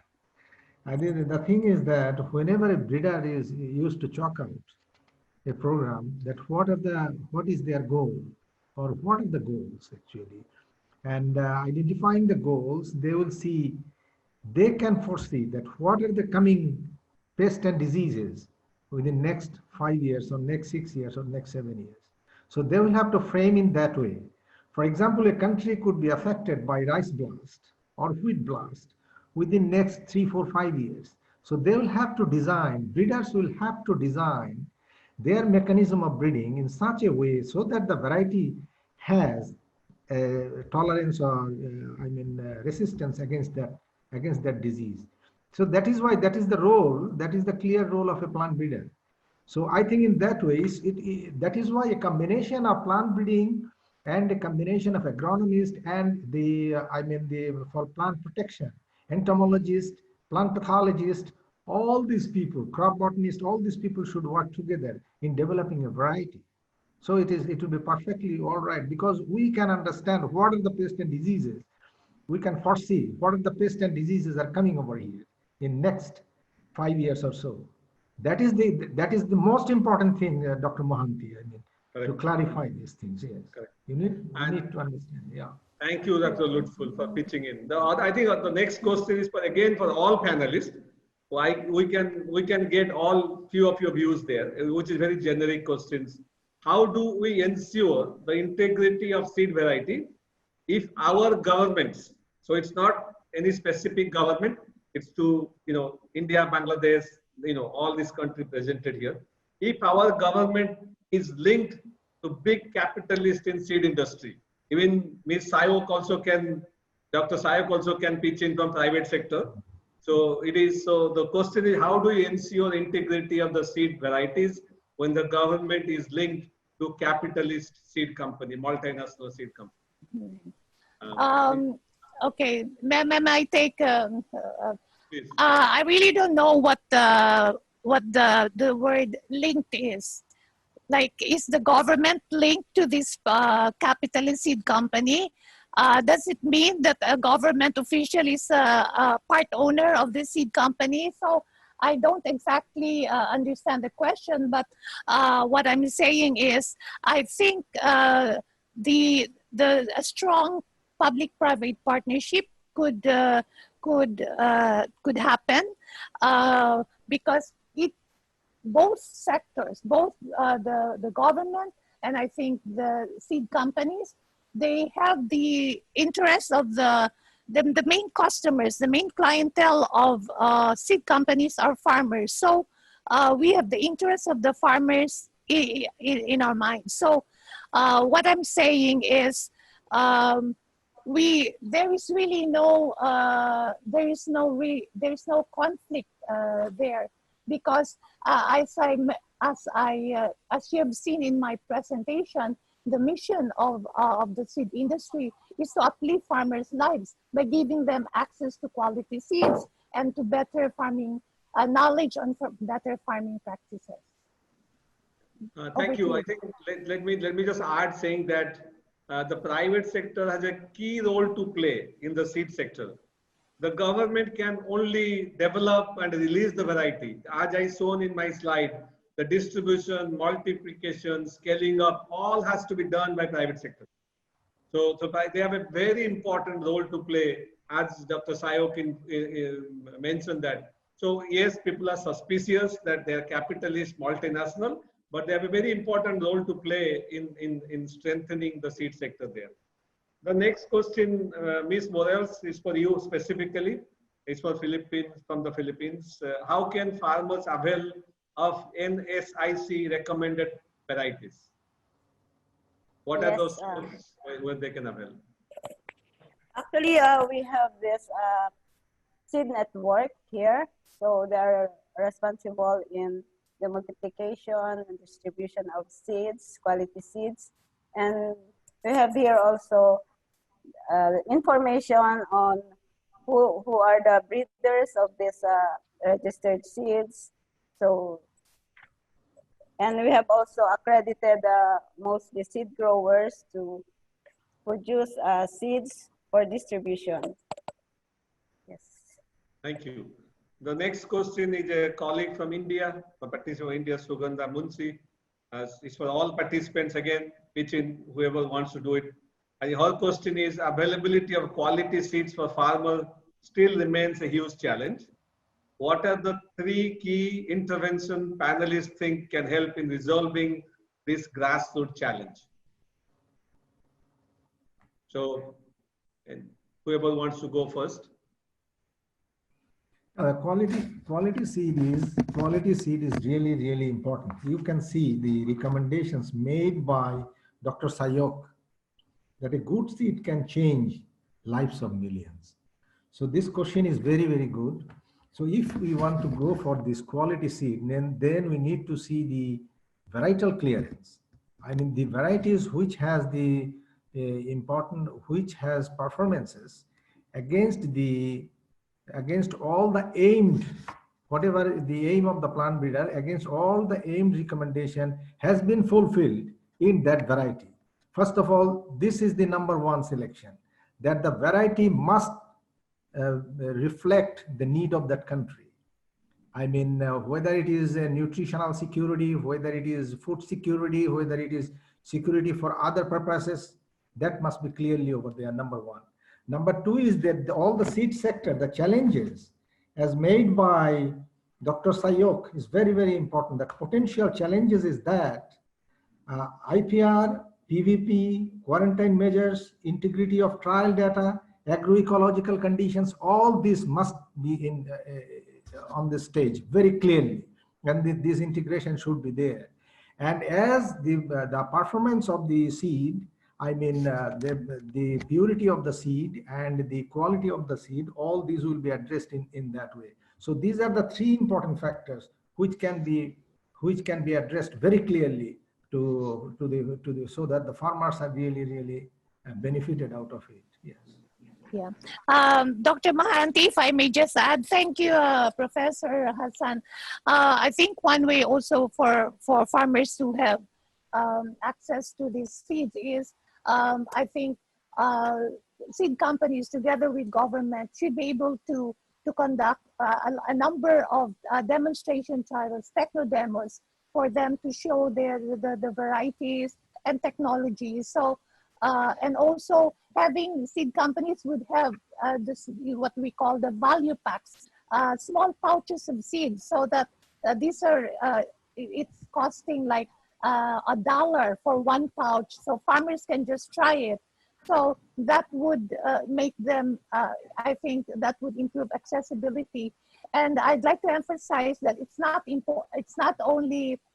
enough to have good quality seeds, but I think knowledge or application of better farming practices would would also help, the production, crop production, because with better farming practices, then you can optimize the genetic potential of the improved varieties. Thank you. Thank you. The next question again for all panelists, please feel free to answer it. The question is again from Indian participants, Dr. Anantharaman. His question is, formal seed production system is somewhat successful for seeded crops. How about its success in vegetatively propagative crops like tuber crops because of the storage, bulkiness, perishability, transportation issues? And how, so what are the modalities of seed management in those tuber crops and other vegetatively propagated crops? I think as he has already pointed out, the formal seed system is there, Dr. Mohanty. The formal seed system is there and it covers also that one. It's very clear. So in every steps, everybody should be very careful so that the quality seed goes to the farmers and to the field. So system is already over there. Yeah, thank you. Okay, so I can go to the next question. I have a bunch of things here. This is from Field Rice Director. Will there also be a potential challenge in the context of trade liberalizations like import exports? Variety developed by participating countries suddenly exported to it. Because I think he's referring to the regional cooperation there. So the question is, because of the free trade, the seed will be probably traded between the countries there. So a variety which is released in the variety developed by a country, again produced by some other country, exported into the developing country, the country who developed it. It is possible, in my view, if the other countries has a competitive advantage in producing seed, although the variety is developed in Philippines, but it has a competitive advantage in producing quality seed in Vietnam, you would see the seed produced in Vietnam exported into Philippines, although it was developed in the Philippines. I think the general argument is always that ERI is based in Philippines. The Philippines used to be much more developed in rice production system than Vietnam, other country there. But always the argument is that the Philippines became a rice importer, Vietnam, Thailand became rice exporters there. Although many, Dr. Bui said he was trained in UPLB, Los Baños. A lot of the scientists in Vietnam, Myanmar, they're trained in Philippines, but they go back and they export rice to Philippines there. It is possible, but I would like to see the view of the other panelists there. Yeah, I think everything should be done on a legal framework, Sam. I mean, we need to see the status of the country, how this country is internationally linked, and it should be within the legal framework. And CG Center can really play a good role over here. I mean, to act as a catalyst over there, if the things are like that. Yes. Correct. Correct. Yeah. The other one from the field rice breeder, so from Norway, the question is, will the requirement of the country partners be similar in terms of time duration of variety release? For Philippines, it will only require 1 to 2 years. 2 years. Is it similar also to other countries? Maybe Dr. Bui, Dr. Luthol Hassan can focus on. Yes. Yeah, we do the same. For rice breeding, it takes at least 6 to 8 years to have the new variety. From the new progeny to be officially released, it takes at least 2 years, 2 or 3 years for testing. Yeah. For rice testing in Vietnam, before this is a very bureaucratic system. But today we have the new seed act to how to reduce the bureaucracy system like this, and I think it's better now. Good. Dr. Lutful Hassan, you want to add something? Or, no, I think it's the same. Yes. Whatever okay. Is very good. Yes. So, next question from Dr. Mayer Bulla. He's from Department of Agriculture, works with our Secretary, Dr. William Dar. And also he visited He was part of the Philippine delegations to South Asia to see how the regional cooperation in seed sector works in South Asia and what benefits Philippines can get. And his question is very valid in a sense. His question is, each country has its own policy and laws. With this program, what he meant is the regional cooperation. With this program, can we have a common laws to all concerned countries to ease movements of seed? He is going one step further, looking at streamlining the laws and policy of seed movement or seed laws there. Now we are talking only the, go ahead.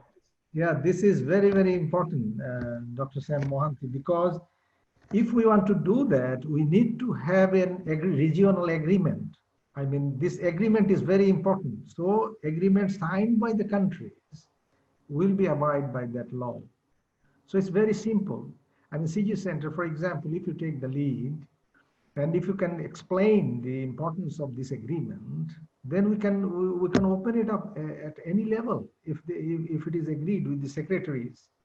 I mean, particularly the Secretary of Agriculture or whatever, I mean, who is responsible for that. There should be an agreement, powerful agreement, government to government. That's what we have done during this ERI movement, actually. Dr. U.S. Singh, he has done all this. So this, we have a lot of opportunity, Dr. Sam Mohanty, if we can make it in a very nice way, so that there should be a secretary level meeting and to agree all these over there. There will be no other problem in that.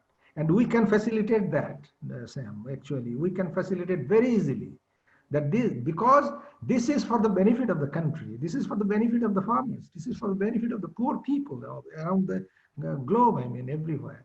Yeah. Thank you. Dr. Mohanty, yeah, I was just thinking, I have exactly also the same question, but I don't know if a regional cooperation agreement has precedence over the existing national laws. I think that's one aspect of it. But I think agreement on harmonization, there are already a lot of initiatives now, like harmonization of phytosanitary measures, harmonization of even of the PVP. I think this is already, one good step towards including it in the regional cooperation agreement. Correct. Correct. Dr. Bui, anything to add? Do you see any scope of streamlining Vietnamese seed policy with our neighbors, with your neighbors? Yeah, we open the door now. So if you sign the MTA with Vietnam, I think now very easy now, very easy. Yeah, not very difficult. That's very, very good to hear from all panelists in terms of positive. I thought initially that this will be very difficult. What we are talking about regional cooperation is not streamlining the law. That's probably what comes next. Once you have a cooperation, you have some initial activity going on in terms of the sharing the data, share capacity building, training, those type of things. The next step could be harmonization of the seed law, seed release policy in the region, not only country, in the region, whole of entire South and Southeast Asia there. So I think the initiative started by Dr. U.S. Singh when he was at ERI, then when it was a very good initiative, that citizenship took it up to add more countries, to include more crops. If Vietnam, Philippines become members of this thing, the first thing is to look at the low-hanging fruits. What are the low-hanging fruits we can harvest and benefit the farmers before thinking harmonizing the laws and policy there. Once we see the benefits, the next step could be the streamlining, harmonizing the seed law, seed policy in the region, so that there is no problem in terms of movement of the seed in the region there, as Dr. Muller has mentioned that. The next one is, go ahead. Can I speak? Actually, the East Asian country, the East Asian country here we have this initiative to organize the ASEAN Seed Council, to harmonize all the regulations we have here in the East Asia. correct. Dr. Mohanty, this is I see that Dr. US Singh is joined the webinar and has been very actively responding to questions. All the questions which has mentioned him, he's replying to in the chat box. yeah, Dr. US Singh, I can read out one of the things that some of the question is saying the harmonization of the law is saying that it can be taken up in the next secretary level meeting. And it is, so you please go to the chat box and you can see Dr. US Singh, who was the architect of this particular regional cooperation of seed sector during his time at IRI. Now he's at SIP. That's the reason it's been taken up at SIP, although it benefits every crop, every center. So it is not only potato, sweet potato, it is probably benefits all crops there. So you can go to the chat box and see Dr. US Singh's views or comments there. So the next question for all panelists, and again, Dr. US Singh, keep feeding in the information as it comes. The next question, can we ask support from government to avail those good quality seeds? Because most of those seeds are higher price, which are not affordable for farmers. So we are looking at some sort of seed subsidy so that the seed becomes cheaper to the farmers. Anybody can? It is here in Bangladesh. The thing is that we have BABC, Bangladesh Agricultural Development Corporation. They are supplying seed to the farmers at more or less in a discount rate. But the private sectors are also involved. The thing is that there are several ways to have this good quality seed. Number one is the government. Number two is the private sectors. Number three is the farmers' own seed.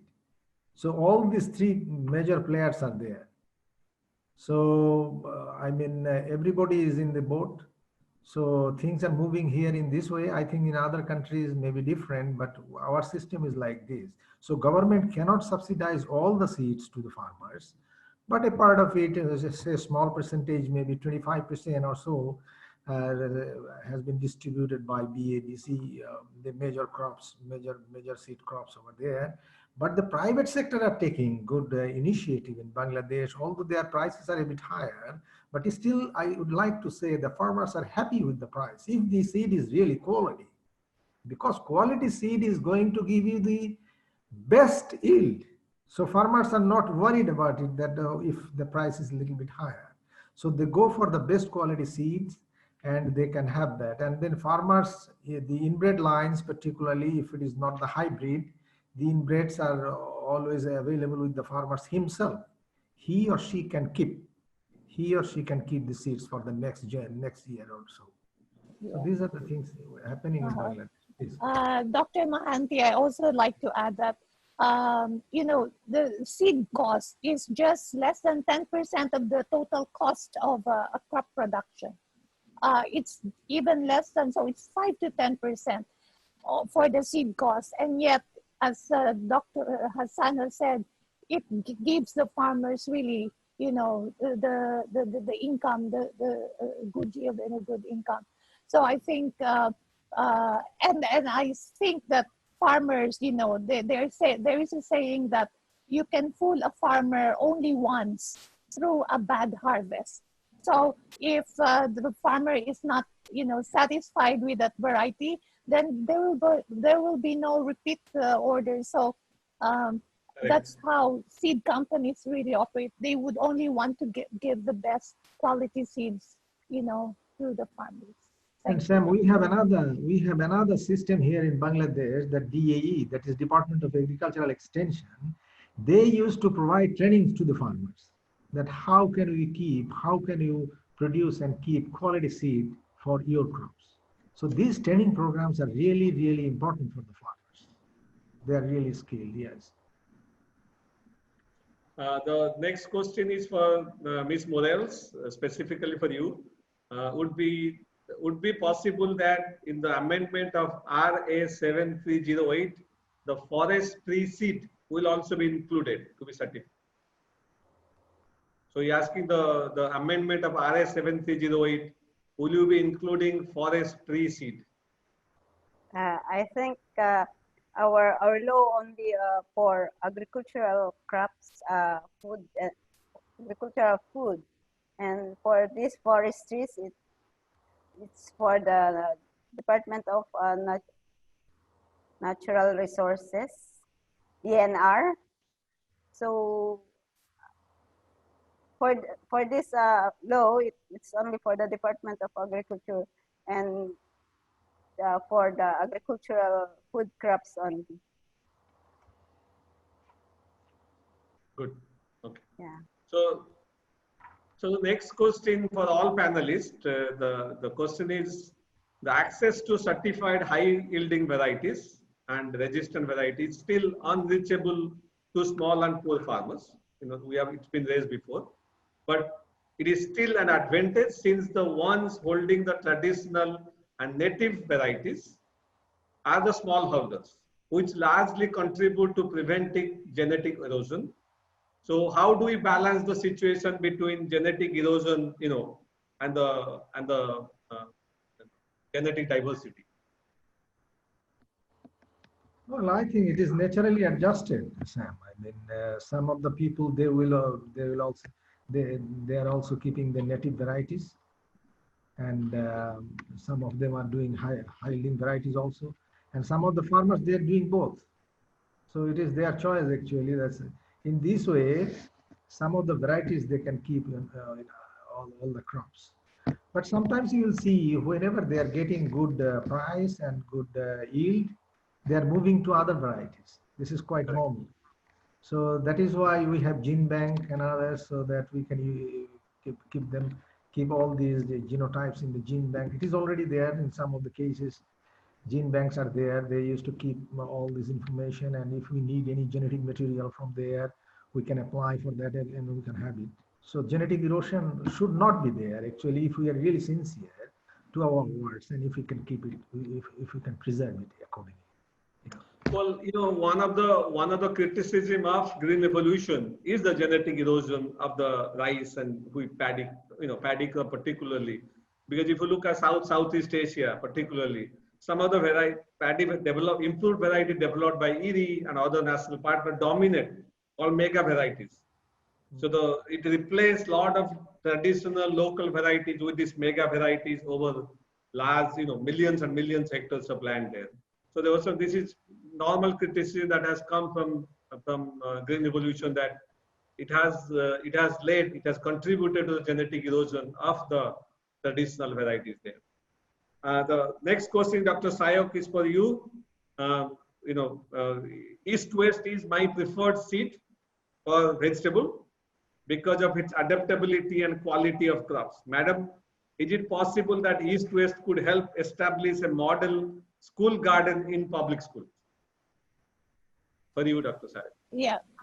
Thank you for the question. I actually already answered Jim Boy in the chat box, but I will just repeat it. Yes, through our East-West Seed Foundation, we actually help set up school and community vegetable gardens, even in public schools. I think we have already established community gardens in more than 350 public schools across, mainly in Luzon. But because I think Jimboy is in Cagayan de Oro in Mindanao, but that's possible. So Jimboy, I sent you my email address. Please connect with me. Thank you. The next question again for all panelists. The question is the sustainability on the supply of seeds at the grassroots level remains a challenge. In fact, the local agricultural office constantly hands out seed supply to the local farmers. Any suggestions from the panelists from other countries, particularly Dr. Lutful and Dr. Boy, how from the other countries on their best practices on this particular matter? How do you make sure the seed supply sustainability there at the local level? The farmers have access to the quality seed, particularly how does the government manage that? Well, the government management is always there. In my experience, for example, I also worked with IRI under the supervision of Dr. U.S. Singh. So once we got a message that we need to address 10 million farmers in the southern Bangladesh of 20 districts. So we took a program from there, and particularly we trained the agricultural extension people also, BADC people also, and the farmers also. And in that way, we delivered this seed material to the farmers at the grassroots level. And after that, these farmers, they know that these are the way and these are the route. How can we get the seed? So they used to contact or communicate the government agencies, and from there they are getting the good seeds. And they also, as I said, private sector is also playing a very good role here. So these are all important actually. Yes. Dr. Bui, you want to add something? How Vietnam local government handles the supply of quality seed to the farmers at the provincial level or the lower level, block level, village level? Yes, we think that quality seed is the standard seed. And then the government, any government, like Vietnamese government, the same. We pay more attention to the quality seed and to supply to our farmers. But the problem is now, due to most of the private sector or public sector in Vietnam, we face the problem is the production cost of the seed very high. It's compared to the big six, you know, where in the world they have the big six like Monsanto, Bayer, BASF, Syngenta. Now, due to the advanced technology, in the production cost is very low. Then the tough competition now, mostly for vegetable. And then the seed supply to our farmer depends on the importers. And then this is not good situation now. We worry about this. We don't worry about the quality seed in Vietnam, but we worry about the competition between the domestic company and the foreigners. It's not the balance, and it's a problem. During our experience, Sam, we demonstrated thousands of demonstration plots in the farmers' field, so that farmers are very much aware about the development of the varieties, and they used to gain knowledge from there, and they used to communicate from there to the government agencies that these are the seed materials we need, because we saw the variety performance of the varieties practically. I mean, our farmers, our selected farmers did it in our locality, and they got a good result. And side by side, they will tell also the selected farmers that we need some seeds for the next generation. This way, it is now already deployed throughout the country. I mean, in 20 districts of southern Bangladesh. Thank you. So the next question is regarding the regional cooperation, seed cooperation. The question is that can a country partner, as one of the member country, decline the introduction of other country partners' variety, despite this regional cooperation thing, safeguarding the interest of its farmer? You know, I think Dr. Hassan can probably answer it better. This is very, very important. As you can see in the chat box, Dr. Yu Singh, he sent one of the comments that national laws and seed system have taken into consideration. So it is there actually. National laws and seed system should be under this agreement, should be addressed in this agreement, whatever we made, and that covers that. Whether I mean, you want to accept it or you don't want to accept it, it's up to you. Yes.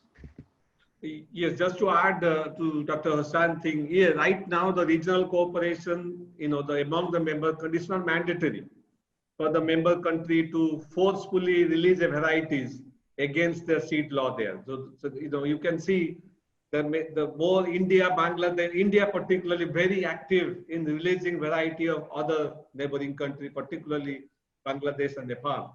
But if you look at Cambodia and Myanmar, they have joined it, but they are not very active in the cooperation there. So it is up to the country whether they would like to utilize the data generated by other countries to release a variety in their own country. If they decide not to do so, they can continue their trial in their own country and decide to release after generating their own data there. So it is not mandatory to use, or there is nothing in the agreement which obliges the country to use it. It is to take advantage of the data and release it the variety for the benefits of the farmers. That is the whole idea. So it is not an agreement, it is a cooperation among the countries there. So please make sure that we are all clear that in this particular case there, this is a cooperation, not an agreement there. So I think we have only 15 minutes. Go ahead. Yeah, please, Sam, something more to add on this. Actually, for this region to, to see the benefit of this collaboration, it may, if it is possible to organize some sort of workshop or, to discuss the varietal performances, what is going on, the mega varieties and how it is performing over there. This workshop should be attended by the renowned scientists over in that country, those who are working in that field, so that they could be interested that if they can have this variety, they can serve the people of that country. So these are all, you can keep it in your mind, and as the CG system can work on it. If you find it much valuable, then you can proceed on it. And so that is important. Yes. Thank you very much. We have only 15 minutes left, and we have Dr. Odell, who also went to South Asia as part of this delegations organized by SIP to talk to Bangladeshi and Indian policymakers and decision makers. So what we'll do is there are many more questions there, but there are others are answering it. So please look in the chat box for your answer there. We'll close the Q&A there. I'll hand it over to something. Just 1 minute, Sam. I want to add another thing. Sure. In Bangladesh or in other countries also, Dr. Yeshing knows it very well that we have seed companies and they are legally framed in the country. They have legal attachment, they have legal recognition from the government. So these small seed companies or medium-sized seed companies, they can make a group, and sometimes they have cooperatives over here. It's a huge number of seed companies they are working, but all these things are under the government framework.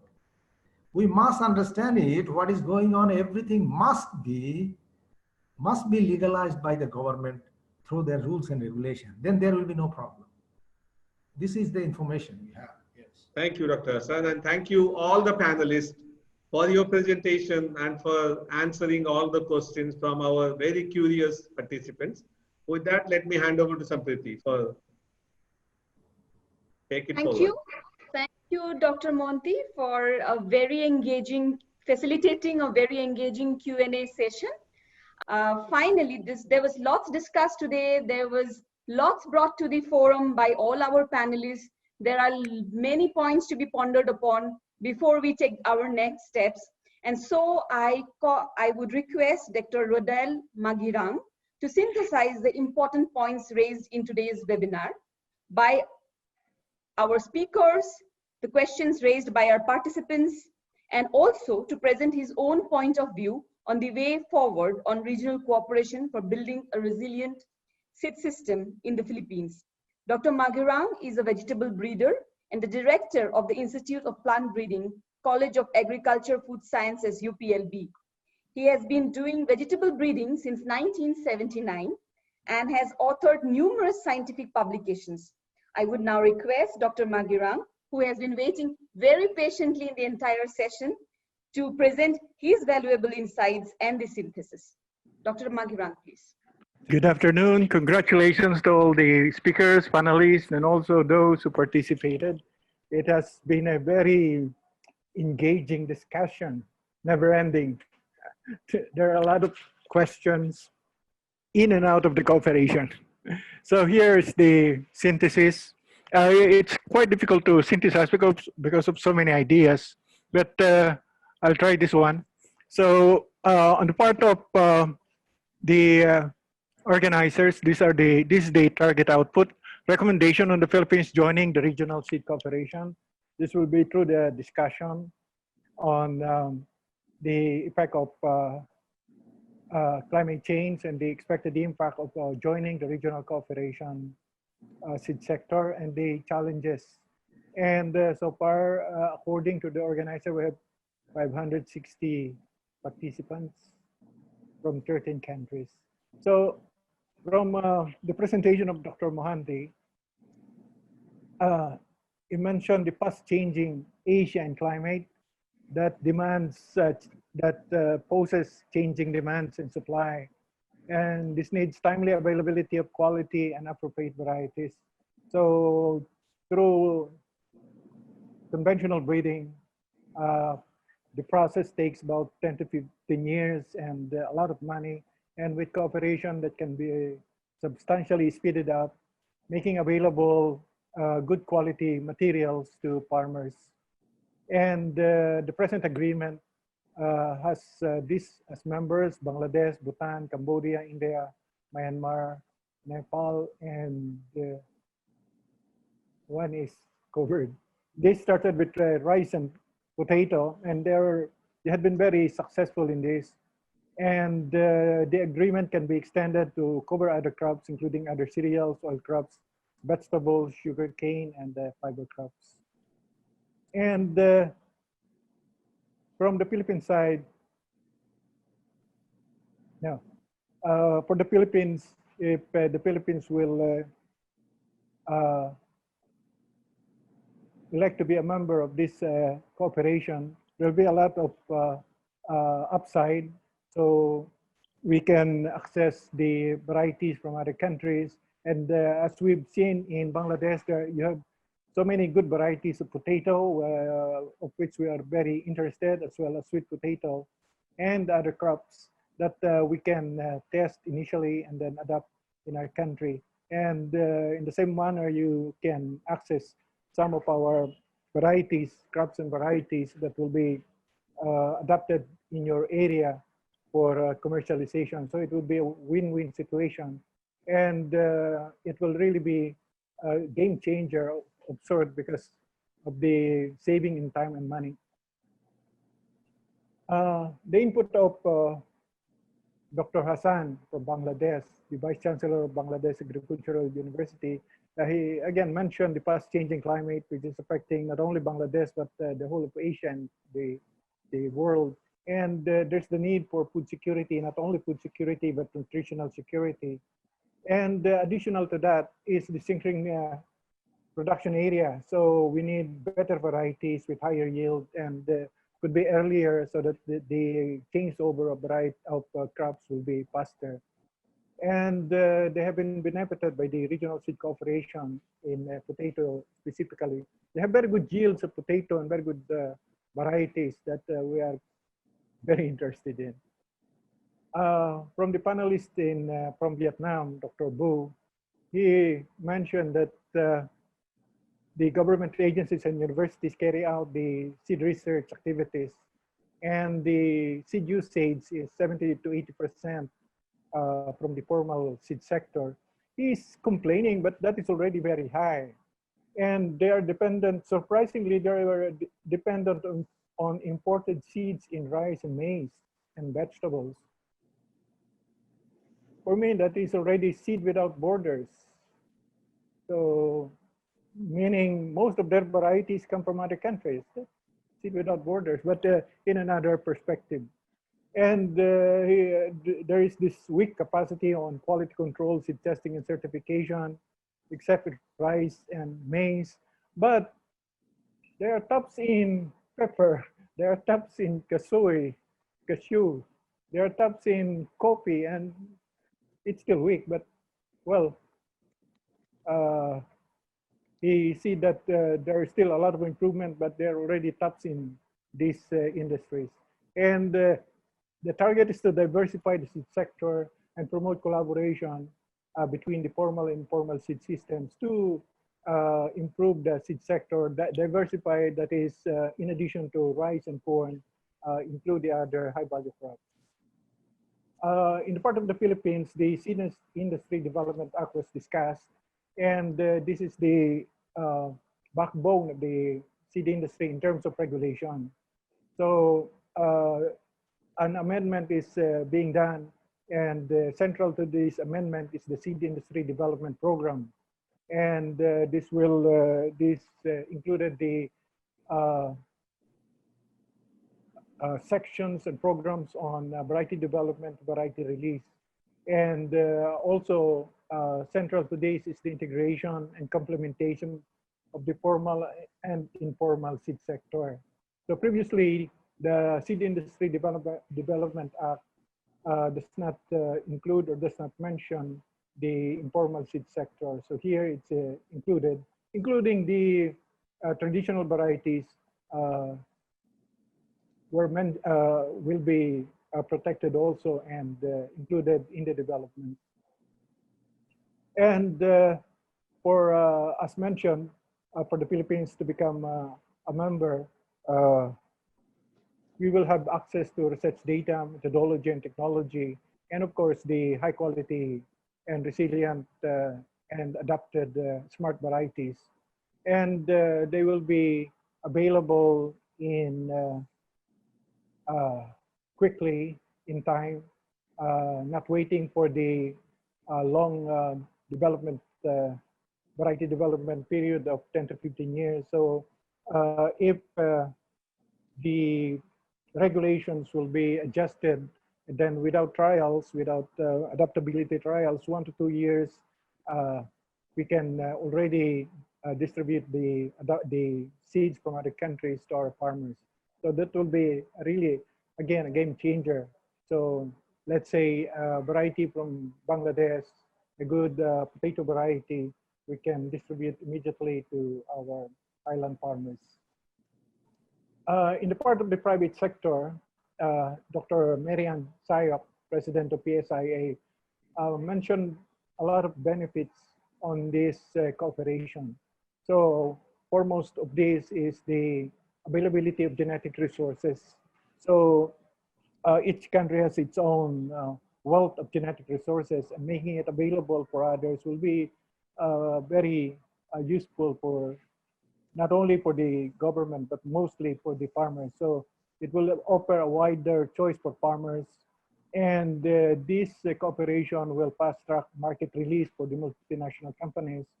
And even for small seed companies, it will open up export opportunities for countries with similar agroecological conditions where the variety will be adapted. But it's a good proposition, a good cooperation, but not without challenges. And for us, these are the challenges. We have this IPR and PVP in the case of the Philippines that we need to in the case of our seedlows, we need to look at our seedlows closely on making available the varieties to other countries and getting varieties from other countries. And also the ticklish issue of harmonization or equivalence or recognition of variety registration and certification standards. We are doing this in other standards. So in the case of organic standards, we do this harmonization and equivalence. But this is being done government by government, government to government. It can take a while, but it depends on the negotiation. It can be quite fast because in developing our standards, we also consult the standards of your countries, different countries, India, Bangladesh, Vietnam. So it should be easy. And then also the question of quarantine of entry of pests and diseases. This has been mentioned also when we went to Bangladesh and India on the quarantine issues, but these are solvable problems. And from the audience, these are some of the concerns. Facilitating the availability of information from which country so that they can scan which variety can be sourced for them or for which country. And then there's this is outside the cooperation, but also relevant, solving future problems. So the problems of pests and diseases in the future, but these are always considered in breeding objectives and breeding goals. And the breeders knows this. So you do not solve the present problem, you solve problems 10 years from now. And then also a ticklish issue on ensuring integrity of the variety, which is a little bit political. And then availability and sustainability of supply of quality seeds. And there are suggestions on the holding of techno demos and giving away seed packets so the farmers can try. And then this will also involve the integration of formal and informal seed system so that the seeds, good quality seeds, will be available and in sustainable fashion. And this was also mentioned that there are many opportunities and there are many problems, but we can focus first on low-hanging fruit so that we can gain immediately rather than solving all the problems. So the first step, get the low-hanging fruits, then solve the next problem so we can move forward.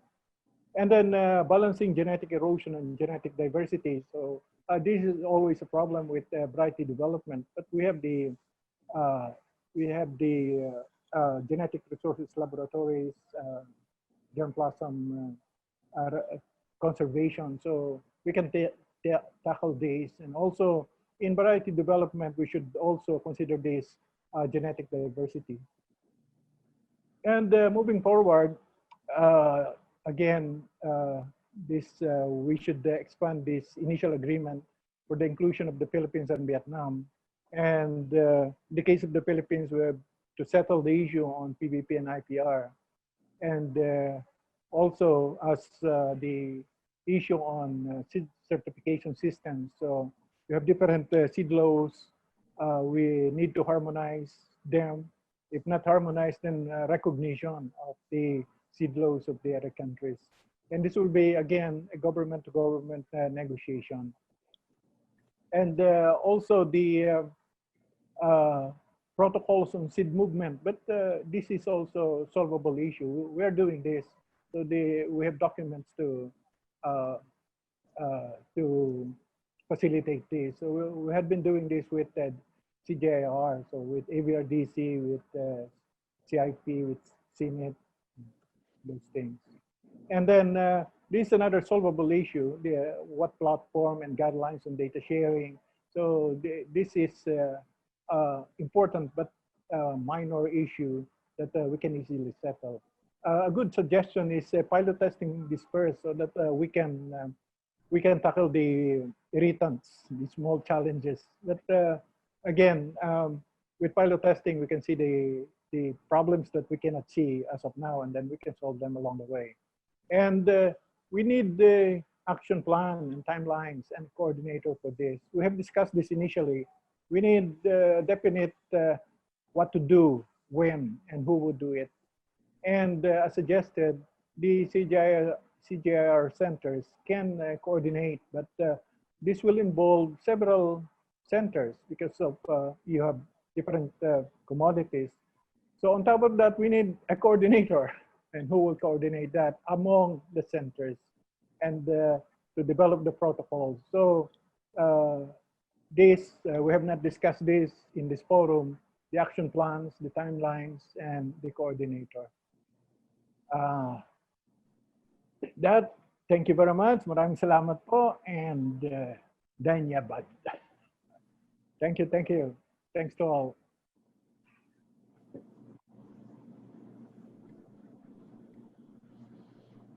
Thank you, Dr. Rodel Magiran. Thank you so much for the excellent synthesis of today's discussion. Much was presented and discussed today in great details, and you have encapsulated it with coherence for all participants and panelists. Thank you so much once again. One more housekeeping announcement. Before you leave the meeting, please click the link provided in the chat box for evaluation and issuance of certificates for participation. The link, I repeat, will be in the chat box.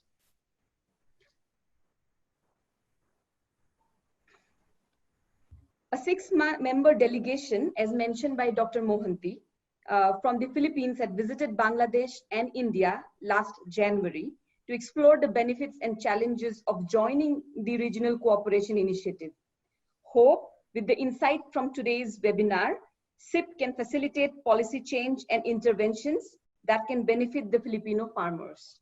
Also, a similar visit of Vietnamese delegation is in the planning and pipeline to Bangladesh and India. Hope we can make that happen as soon as COVID-related travel ban restrictions are lifted. So with that, I come to the end of today's webinar, and I would like to thank all the panelists, Dr. Mohanty, धन्यवाद शुक्रिया, Dr. Lutful Hassan, আপনাকে অনেক ধন্যবাদ, to Dr. Bui Chuchi Bu, come on, for joining us today, and to Ms. Morels, Dr. Sayok, and Dr. Magirang. To all of you, maraming salamat po. So I would also like to thank all the participants from the, we know that there are participants from 13 different countries who have joined us today. Thank you all the participants for joining us through this long webinar. It was great having you with us. I would also like to thank the team of CIP and CCAPS, CIP, CCAPS and PICARD, who have been doing the hard work behind the scenes. Thank you so much for making this webinar happen. At the end, I would like to tell all my participants that in this series of webinars that we have organized, this is the second one. And if you want us to organize a third webinar, please send us feedback in your evaluation form with your ideas and comments. Thank you again once and all.